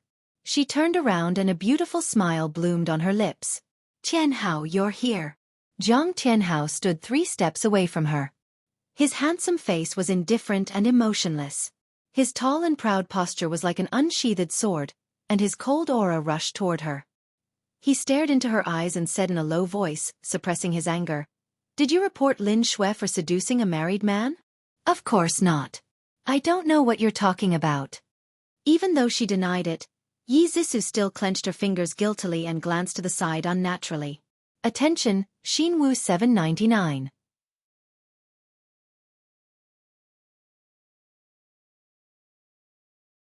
Chapter 862. Who was Jiang Tianhao? After dating her for so long, how could he not tell that she was feeling guilty? His anger swelled as he strode forward and grabbed her wrist. Gritting his teeth, he said, "You're still lying, Yi Zisu. How can you be so vicious? What did Lin Shui do to you that you have to treat her like this? She's just a weak woman. You actually ruined her reputation and caused her to lose her job. What do you want her to do in the future?" He didn't have the slightest bit of pity as he held her wrist tightly, almost crushing her bones. She was in pain and angry. She couldn't understand why they didn't punish Lin Shui until today after she sent the letter anonymously to the Eastern Real Estate Company. But it didn't matter. As long as that vixen couldn't stay there any longer, it was fine. She sobbed sadly, "Tianhao, how can you say that about me? I've never done that kind of thing. That night when I saw you two being so intimate, I was really angry. But you also explained that there was nothing going on between you two. I know I misunderstood you too, and I still blame myself. I originally wanted to find a chance to apologize to Xue Lin. You actually misunderstood me and harmed her. You've made me so sad. I'm so sad. She sobbed, thinking that her acting was brilliant, but she missed the look of disgust in Jiang Tianhao's eyes. He slowly released her fingers and coldly took 2 steps back. He calmly interrupted her, crying. Why did you come to see me today? Seeing that he was no longer entangled in Lin Xue's matters, Yi Zixu secretly sighed in relief. She lifted her tear-stained face and smiled tenderly. Tianhao, in order to let our baby have a complete family, let's get married. Jiang Tianhao frowned and quickly relaxed. Zixu, you haven't graduated yet. You should focus on your studies. Moreover, my career has just started. I can't give you and the baby a stable life. It's really not the right time to talk about marriage. Yi Zixu's expression changed. Her voice was urgent and sharp. Are you unwilling to marry me? Was her mother right? Once a girl gave herself to a man, she was worthless? Jiang Tianhao's tone was a little impatient. Of course I'm willing to marry you, but the time isn't right yet. Don't forget what our goal is. If we get married early, we'll only push Ji Yuqi further and further away. Without her help, I won't even be able to enter the Ji group. For the first time, Jiang Tianhao regretted provoking such a stupid, incompetent, and vicious woman like Yi Zixu. Other than being jealous and dealing with her love rival, what other abilities did she have? She wasn't as smart and beautiful as Yuqi, nor was she as pure and cute as Lin Xue. He really didn't know why he fell in love with her in the first place. Yi Zixu didn't understand the complex emotions in his eyes. She quickly walked forward and grabbed his arm tightly as if she was afraid he would run away. She said anxiously, we can hide it from Ji Yuqi and get the marriage certificate first. Isn't she very obedient to you now? As long as you say something, she'll definitely believe you. Tianhao, I already have a baby. Even if you don't think for me, you have to think for the baby. Do you want him to be called an illegitimate child the moment he's born? Jiang Tianhao's eyebrows twitched. He never intended to keep this child. He suppressed his annoyance and continued to appease her. Zixu, you don't understand. My current situation in the company isn't very good. If I can't make a career for myself, even if Ji Yuqi pleads for me, Ji Bowen won't allow me to enter the Ji group. Don't you understand? What's important isn't Ji Yuqi, but Ji Bowen. The decision-making power is in his hands. Yi Zixu, who had been holding back for a long time, finally lost her temper. She vented all the anger that had accumulated in her chest. She flung his hand away and said loudly, since Ji Yuqi isn't important, why are you still entangled with her? Jiang Tianhao, have you been using me as a springboard to get close to her from the beginning? As soon as the words left her mouth, both of them were stunned. Yi Zixu only blurted it out in a moment of anger. When she saw Jiang Tianhao's ashen face, she realized that she had made a big mistake. She hurriedly grabbed his hand and said, I'm sorry. I was just too angry so You're right. Jiang Tianhao avoided her hand and coldly interrupted her. I used you to get close to her. Since I'm a despicable person in your eyes, there's nothing more to say between us. Let's break up. Let's break up. Those 3 words sent Yi Zixu straight to hell. She stood there in a daze, watching him mercilessly turn around and leave. The surging anger and boundless despair were like a large hand that was tightly gripping her throat, suffocating her. Her entire body was shrouded in a dark aura, and her eyes were burning with raging flames. She madly hugged him, her slender fingers gripping his arm like iron pliers. She screamed in a shrill voice, I'm not breaking up with you. I'm not breaking up with you no matter what. Jiang Tianhao, how could you do this to me? Let go. Jiang Tianhao suddenly pushed her away. Yi Zixu was wearing 10-centimeter high heels, so her body naturally leaned back when he pushed her. Jiang Tianhao turned sideways to face her. When he saw her fall to the ground, his eyes narrowed and his fingers clenched tightly. He didn't reach out to help her, but let her fall to the ground. With a thump, Yi Zixu fell to the ground. Her abdomen suddenly hurt, and she felt a warm current gushing out from her lower body. Her face was pale as she grabbed Jiang Tianhao's trousers in horror. She was so scared that she cried out, "It hurts! Tianhao, the child, I beg you. Please save our child." Jiang Tianhao stood motionless in front of her, looking down at her face. She cried until her face turned pale, and she was in so much pain that her face turned pale. She kept pleading with him, and a hint of tenderness appeared in his eyes. He bent down and caressed her delicate skin. He whispered, "Don't be afraid. I won't let anything happen to the child." "Tianhao, I'm so scared." Bright red blood flowed down her legs, dyeing her white dress red. She leaned into Jiang Tianhao's arms, and her whole body trembled in pain. "Don't be afraid. I'm here." Jiang Tianhao leaned her head against his chest. He looked over her head at the blue sky, and his lips curved into a sly smile. This child shouldn't have existed in the first place.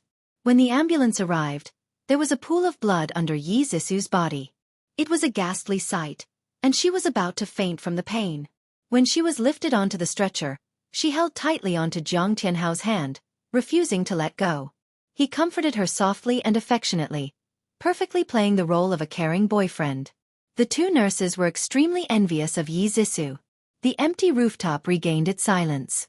A graceful figure flashed out from the corner, and she sent the video to the person on the phone. A bright smile appeared on her pure and beautiful face, and she said cheerfully, "Dear, are you satisfied with my service?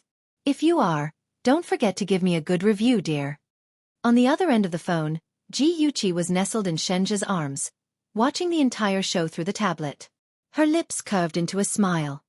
"Dear, I'm very satisfied with your service. I'll give you a 5-star review, dear." "Thank you, dear. Next time, remember to look for me if there's such a good thing.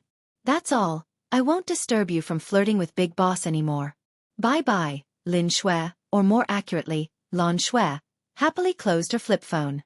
She put her hands in her jeans pockets, hummed a tune, and skipped down the stairs. Lan Shui was Ah Zhe's eccentric second sister, and also Shenja's right-hand woman. She had an angelic face and a demonic heart. Her favorite task was to play all kinds of roles and deceive all kinds of men. She had a reasonable explanation for this strange hobby, and that was to use it as a way to find and test her future husband. After learning the truth, Ji Yuqi silently lit a candle for Lan Shui's future husband in her heart. When Lan Shui heard that Ji Yuqi needed to place a spy by Jiang Tianhao's side, she happily recommended herself. She disguised herself as a weak and harmless little white rabbit and infiltrated the Eastern real estate company, paying close attention to his every move. Of course, as a qualified spy, Lan Shui was very professional. She seized every opportunity to destroy the relationship between Jiang Tianhao and Yi Zisu. Ji Yuqi was in charge of digging a hole, and she was in charge of burying the person. The two of them cooperated seamlessly. Ji Yuqi put the deer penis into the chicken soup. She was in charge of taking photos of Jiang Tianhao and Yi Zisu having sex in the car, and then posted them on the company's forum. She also intercepted the report letter sent by Yi Zisu. When Ji Yuqi reminded her that the time was right, she then handed the report letter to the company. She acted in front of Jiang Tianhao and successfully drove a wedge between the two of them, shattering the last trace of feelings Jiang Tianhao had for Yi Zisu. Walking out of the Eastern real estate company, Lan Shui looked back at the building. She pushed the sunglasses on the bridge of her nose, and her lips curved into a wicked smile. "Goodbye, Jiang Tianhao." From now on, Lin Shui would no longer be found in this world. The tablet in her hand finally stopped at the pool of blood. The smile on Ji Yuqi's lips froze as she stared at the pool of blood with a complicated look in her eyes. She wasn't a good person, but she wouldn't go so far as to lay her hands on a child. She had thought that her plan was foolproof. Jiang Tianhao would be forced into marriage by Yi Zisu, and then the two of them would hate each other and torture each other. But she didn't expect that Jiang Tianhao would be so cruel. He deliberately pushed Yi Zisu to the ground. The high-definition image clearly showed Jiang Tianhao's demonic sneer. Ji Yuqi suddenly realized that Jiang Tianhao and Yi Zisu didn't really love each other. Jiang Tianhao truly loved himself. He was selfish to the core, and he would do anything for greed. She couldn't help but guess that in her previous life, even if she was killed and Yi Zisu married Jiang Tianhao, Yi Zisu wouldn't be happy for long. Because at that time, Jiang Tianhao was in a high position and wouldn't allow himself to have an illegitimate son. Beauty novel, Hongcha 866.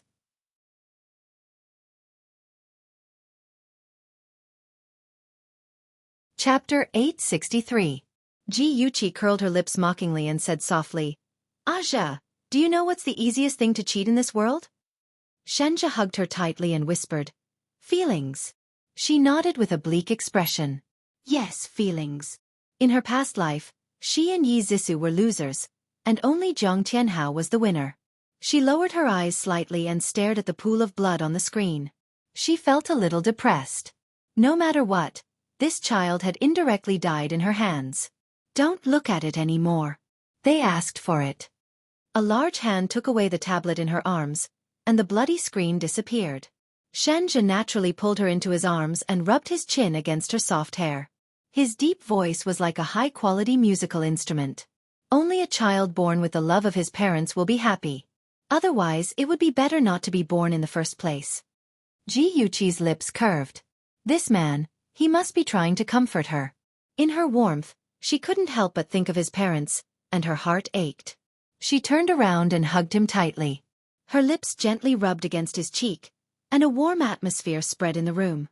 Hugging the person she loved, even if there were no words, their hearts were close. Yi Zissou had a miscarriage. In the end, she couldn't save the 1-month-old child. She threw herself into Jiang Tianhao's arms and cried sadly.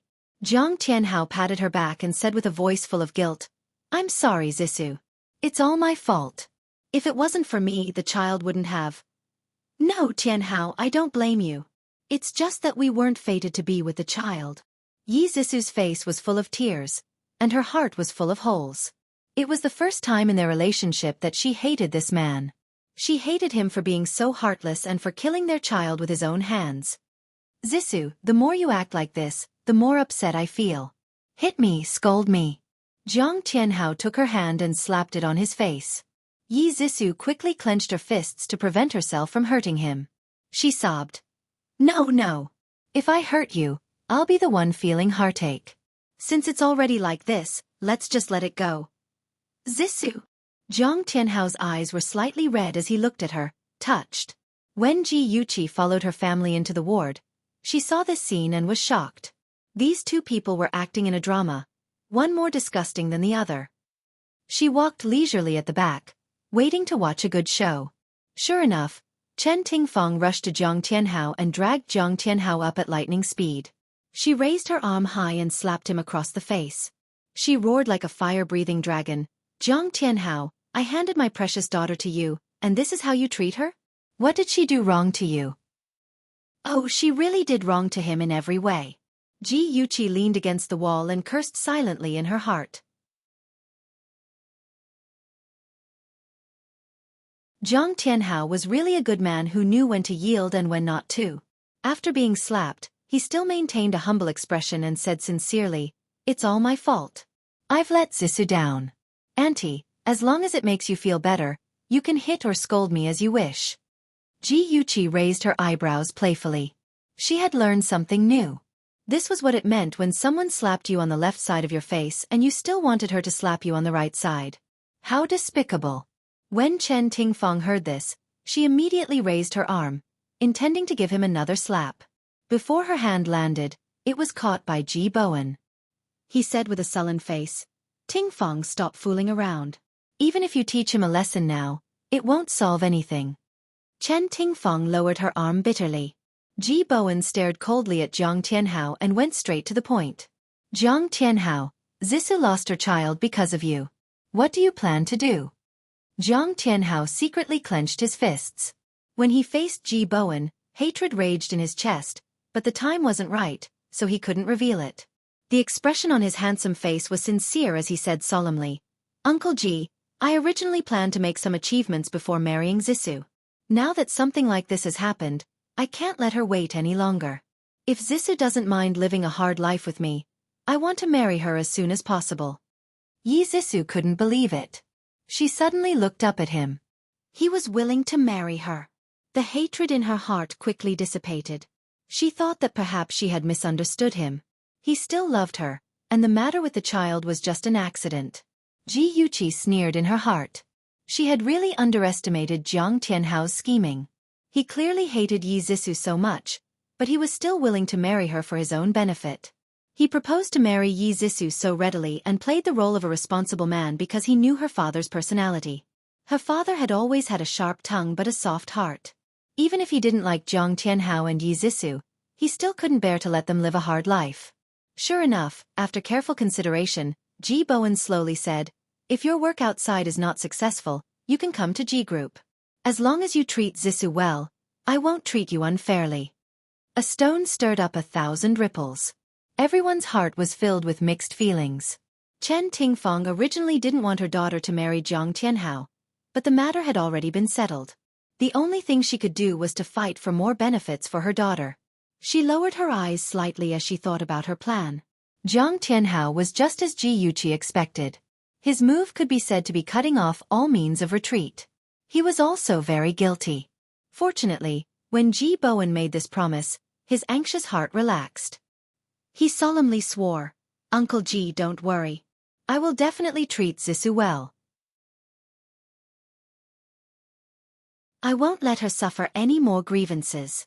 Ji Bowen nodded in satisfaction. "Your wedding will be set for next month. Zissou, don't go to school for the next few days. Take a leave of absence and rest well at home. Tingfang, I'll leave the wedding to you. You must make sure that Zissou's wedding is grand." Chen Tingfang hurriedly agreed. Yi Zissou's eyes reddened slightly. She said gratefully, "Thank you, Uncle Ji." Ji Bowen's expression became much gentler. He nodded. "Rest well. Don't let your thoughts run wild." After speaking, he turned his gaze to Jiang Tianhao. "Tianhao, after you and Zissou get married, come work at the Ji Corporation. If the two of them got married while he was still working at an outside company, it wouldn't be good if word got out." "Yes. Thank you, Uncle Ji." Jiang Tianhao's performance was neither servile nor overbearing. Ji Bowen was slightly satisfied. There were still matters to attend to at the company. Ji Bowen only sat for a while before hurrying to the company. Ji Yuqi used the excuse that she had school to attend and left immediately. After she left, Chen Tingfang gave her bodyguard, Xie Bing, a look, indicating for him to follow her. Xie Bing was helpless. His mission was to protect Chen Tingfang's safety. He wasn't to interfere in the fight between the rich and powerful.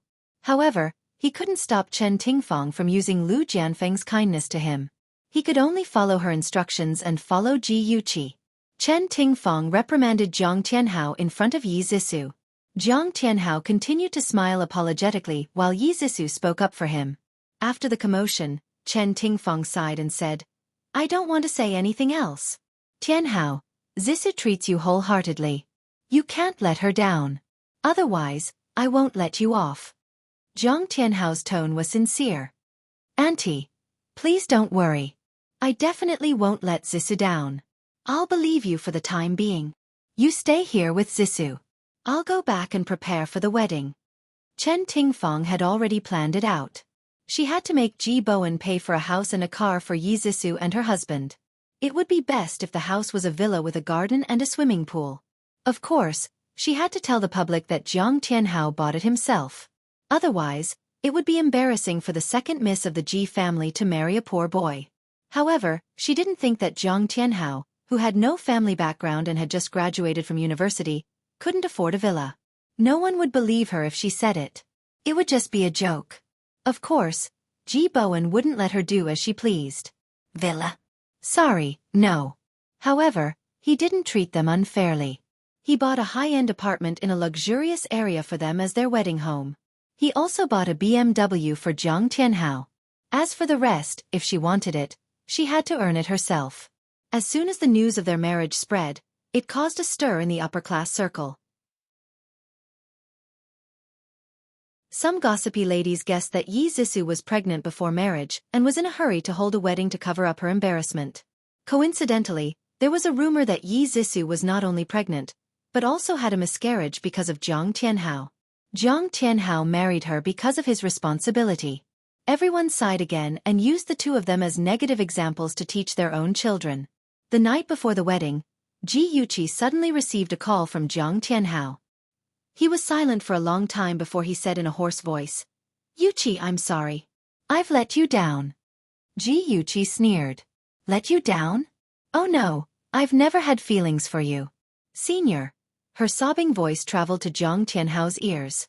He gripped the phone painfully and said in a low voice, Yuqi, I'm sorry. Yuqi laughed miserably. Her laughter sounded so sad. She said, I don't blame you. I can only blame ourselves for not being fated to be together. Senior, treat Zissou well in the future. Don't let her get hurt again. Jiang Tianhao was silent for a long time. His voice was as dry as an unpolished stone. Yuqi, can you wait for me? Yuqi wished she could drag out the man on the other end of the line and give him a good beating.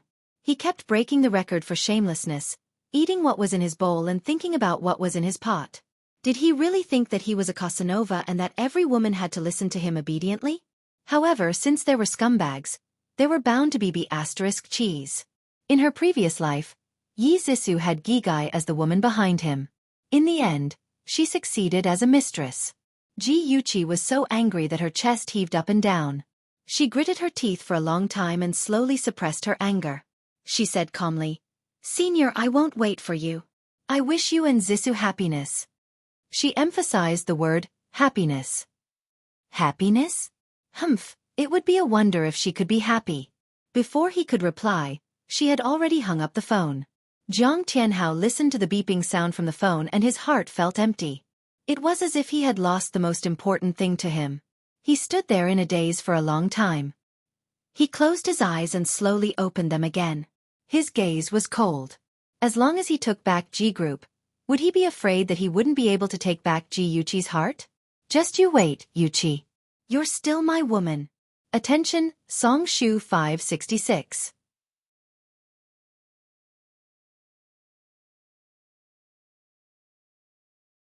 Chapter 864. Jiang Tianhao and Yi Zissou's wedding finally took place amidst a sea of congratulatory messages. Under the blue sky and white clouds, their wedding was grand and romantic on a lush green lawn. The moment the bride and groom kissed, Yuqi couldn't help but think of herself in the past. She had also rushed to Jiang Tianhao's embrace with a blissful smile on her face, but what awaited her was betrayal and destruction. What about Yi Zissou?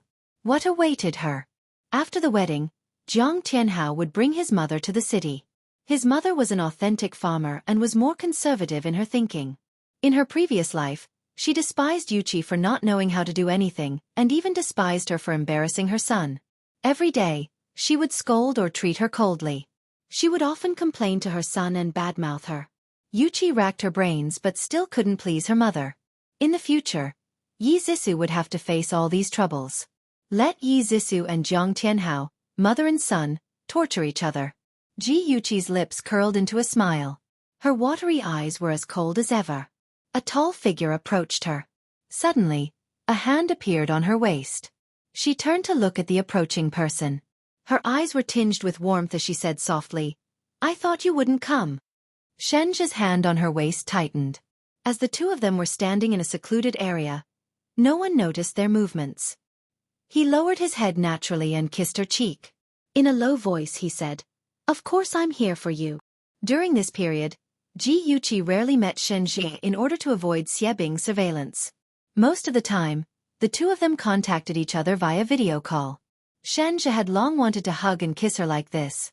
Yuqi poked his chest with her finger and said in a displeased tone, Stop fooling around. Be careful not to be discovered. It's okay. Aze will keep watch in the dark. Shenji kissed her on the lips. After a while, he let go of her and hugged her. He muttered unhappily, Xiebing should be dealt with. He's always between us. He's so annoying. Yuqi patted his arm to comfort him. Don't worry. Chen Tingfang asked Xiebing to spy on me because she suspects that I have someone backing me up. I'll divert the trouble and let her misunderstand. Shenji frowned and looked at her. Are you referring to Gu Fifan? Araja is so smart. Yuqi tried her best to flatter him so that the petty man wouldn't be jealous. She smiled and said, Our hearts are connected, right? The Gu clan is very influential in Ing City, and Gu Fifan is very good at hiding his strength. Isn't it just right for him to be my backer? Shenji's frown deepened. Why go through so much trouble? Am I not as good as Gu Fifan? Yuqi hugged his arm and said gently, It's not suitable for our relationship to be made public yet. Moreover, I don't want you to attract Chen Tingfang's attention. Ajie, you said that you won't interfere in my affairs. Are you going back on your word? She looked up at him and pouted. Her expression said, if you dare to say yes, I'll cry in front of you. Shen's heart softened immediately. However, he still had to fight for his rights. He said with a straight face, you can divert the trouble, but you're not allowed to do any intimate actions. You're not allowed to hold hands. You're not allowed to touch his face. You must keep a distance of 3 steps away from him. 3 steps away. That was social distance. At most, they would be considered ordinary friends. How could they fool Xiebing's sharp eyes? Ji Yuqi thought to herself. She puffed her cheeks and reluctantly said, oh. Shen's slender fingers poked her puffed cheeks. If I find out that you've exceeded the safe distance, I'll punish you. His voice was pleasant to the ear, but it made her feel gloomy. She blushed when she thought of his so-called punishments in the past. The two of them kissed for a while before separating. They returned to the wedding venue one after the other. There were guests gathered there, and there was a lot of laughter. Ji Yuqi walked to Lin Yushi's side and gently touched her shoulder. She chuckled and said, why are you here alone in a daze? Lin Yushi leaned close to her shoulder and teased in a low voice, I don't have a secret boyfriend to date. Of course I'm alone in a daze. Ji Yuqi's face heated up. How did you find out? Lin Yushi glanced in a certain direction and said calmly, because you entered the venue one after the other. Others might not have noticed, but how could I not see it with my eagle eyes? Okay, you're good. Ji Yuqi sighed from the bottom of her heart. Fortunately, Lin Yushi was her friend and not her enemy. What are the two of you talking about? You look so happy. Gu Fifan had unknowingly walked to their side. He was dressed in a white suit, which made his figure look tall and slender. Coupled with his elegant and noble behavior, he was simply a graceful Prince Charming. Ji Yuqi narrowed her eyes slightly and smiled. It's just a chat between girls. Mr. Gu, you've been very popular recently. There are headlines about you on the entertainment page every day. Gu Fifan raised his eyebrows. His pair of exquisite foxy eyes were overflowing with light. He combed the hair in front of his forehead handsomely and said with a sad face, Chi-Chi, you know that a handsome, talented and good-looking young master like me has many women who have taken the initiative to send themselves to me, but I haven't even touched a finger of theirs. Those media are used to making groundless accusations and always write some sentimental love stories based on their imagination. You're so smart, you definitely won't misunderstand, okay? Ji Yuqi shrugged and smiled teasingly. So the carnivorous man has begun to transform into a herbivorous man. It's really an eye-opener for me. Mr. Gu, do your fans know that you're so pure and simple? Their hearts are about to shatter into pieces. Gu Fifan took a step forward and stared at her jade-like cheeks with a burning gaze. That can't be helped. Who asked me to fall in love with you now? In my eyes, other women are just decorations. Ji Yuqi couldn't stand it and shook her shoulders. She took the opportunity to take 2 steps back and distance herself from him. Lin Yushi also looked like she was struck by lightning. She waved her hand and said, Cousin, I beg you. Yuqi and I are both pure girls. We really can't stand your sweet words. Gu Fifan's handsome face darkened and he glared at her. Are you my biological cousin? Why are you trying to undermine me? Lin Yushi looked surprised. Could it be that you're not my aunt's biological child? Otherwise, how could you not be my biological cousin? Yushi, well done. Ji Yuqi couldn't help but burst out laughing. She didn't expect that she would be so good at pranking people even though she looked cold and aloof. This girl was so mischievous.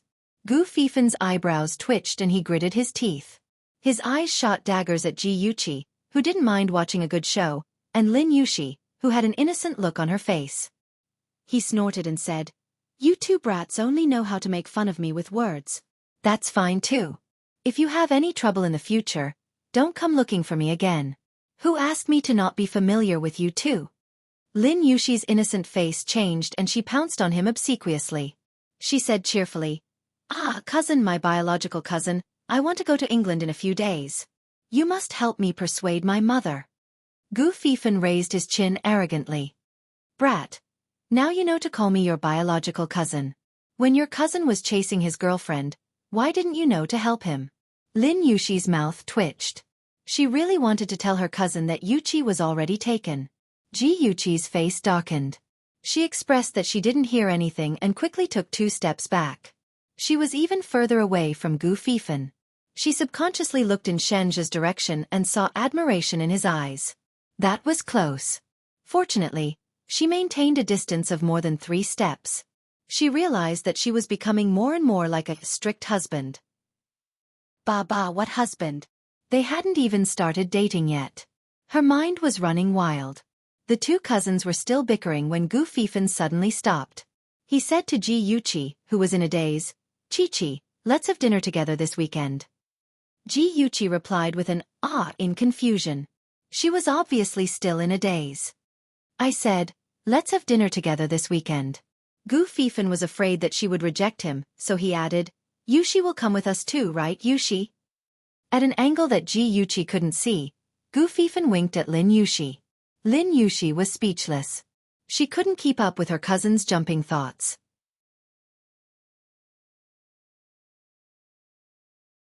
He was still bickering with her a second ago, and the next second, he was suddenly flirting with girls. Looking at his pleading and threatening eyes, Lin Yushi couldn't say no. But on the other side was her best friend, and she couldn't betray her. Just when she was in a dilemma, Ji Yuqi smiled and joked, "Okay, you are now the most popular rising star in Ing City. Yushi and I should also celebrate for you." Lin Yushi smiled at her gratefully. Her lips curved and she responded with a gentle smile, but her heart was a little sad. "Gu Fifan, please forgive me for my selfishness. I only wanted to protect Shen Jia, so I drew Chen Tingfang's attention to you." The promised dinner for 3 turned into a date for 2 people. According to Gu Fifan, Lin Yushi had a bad cold and couldn't go out, so she missed the appointment. Ji Yuqi received a call from Yuqi when she was in the bathroom. She kept apologizing, saying that she had to stay at home because of her cousin's threats and promises. In the end, she sighed and said, "Yuqi, I can see that my cousin really likes you." Sigh, he can only blame himself for waking up too late. "You are already taken." Ji Yuqi looked at herself in the mirror and said softly, "I'm sorry." She didn't know if she was talking to Lin Yushi or Gu Fifan. "Silly, it's not your fault." "Okay, I won't talk to you anymore. Although it's not very nice of my cousin to do this, you should pretend that you don't know anything and have a good meal with him. In the future, I won't get involved in your affairs anymore. It makes me feel like I betrayed you, and I feel terrible." Ji Yuqi felt depressed. In fact, she should be the one feeling guilty. She wanted to pretend to be close to Gu Fifan, but Yushi just happened to create an opportunity for her. Awesome novel, Song Shu 566. You're tuning in to the Xiaofan's Wuxia Tales YouTube channel.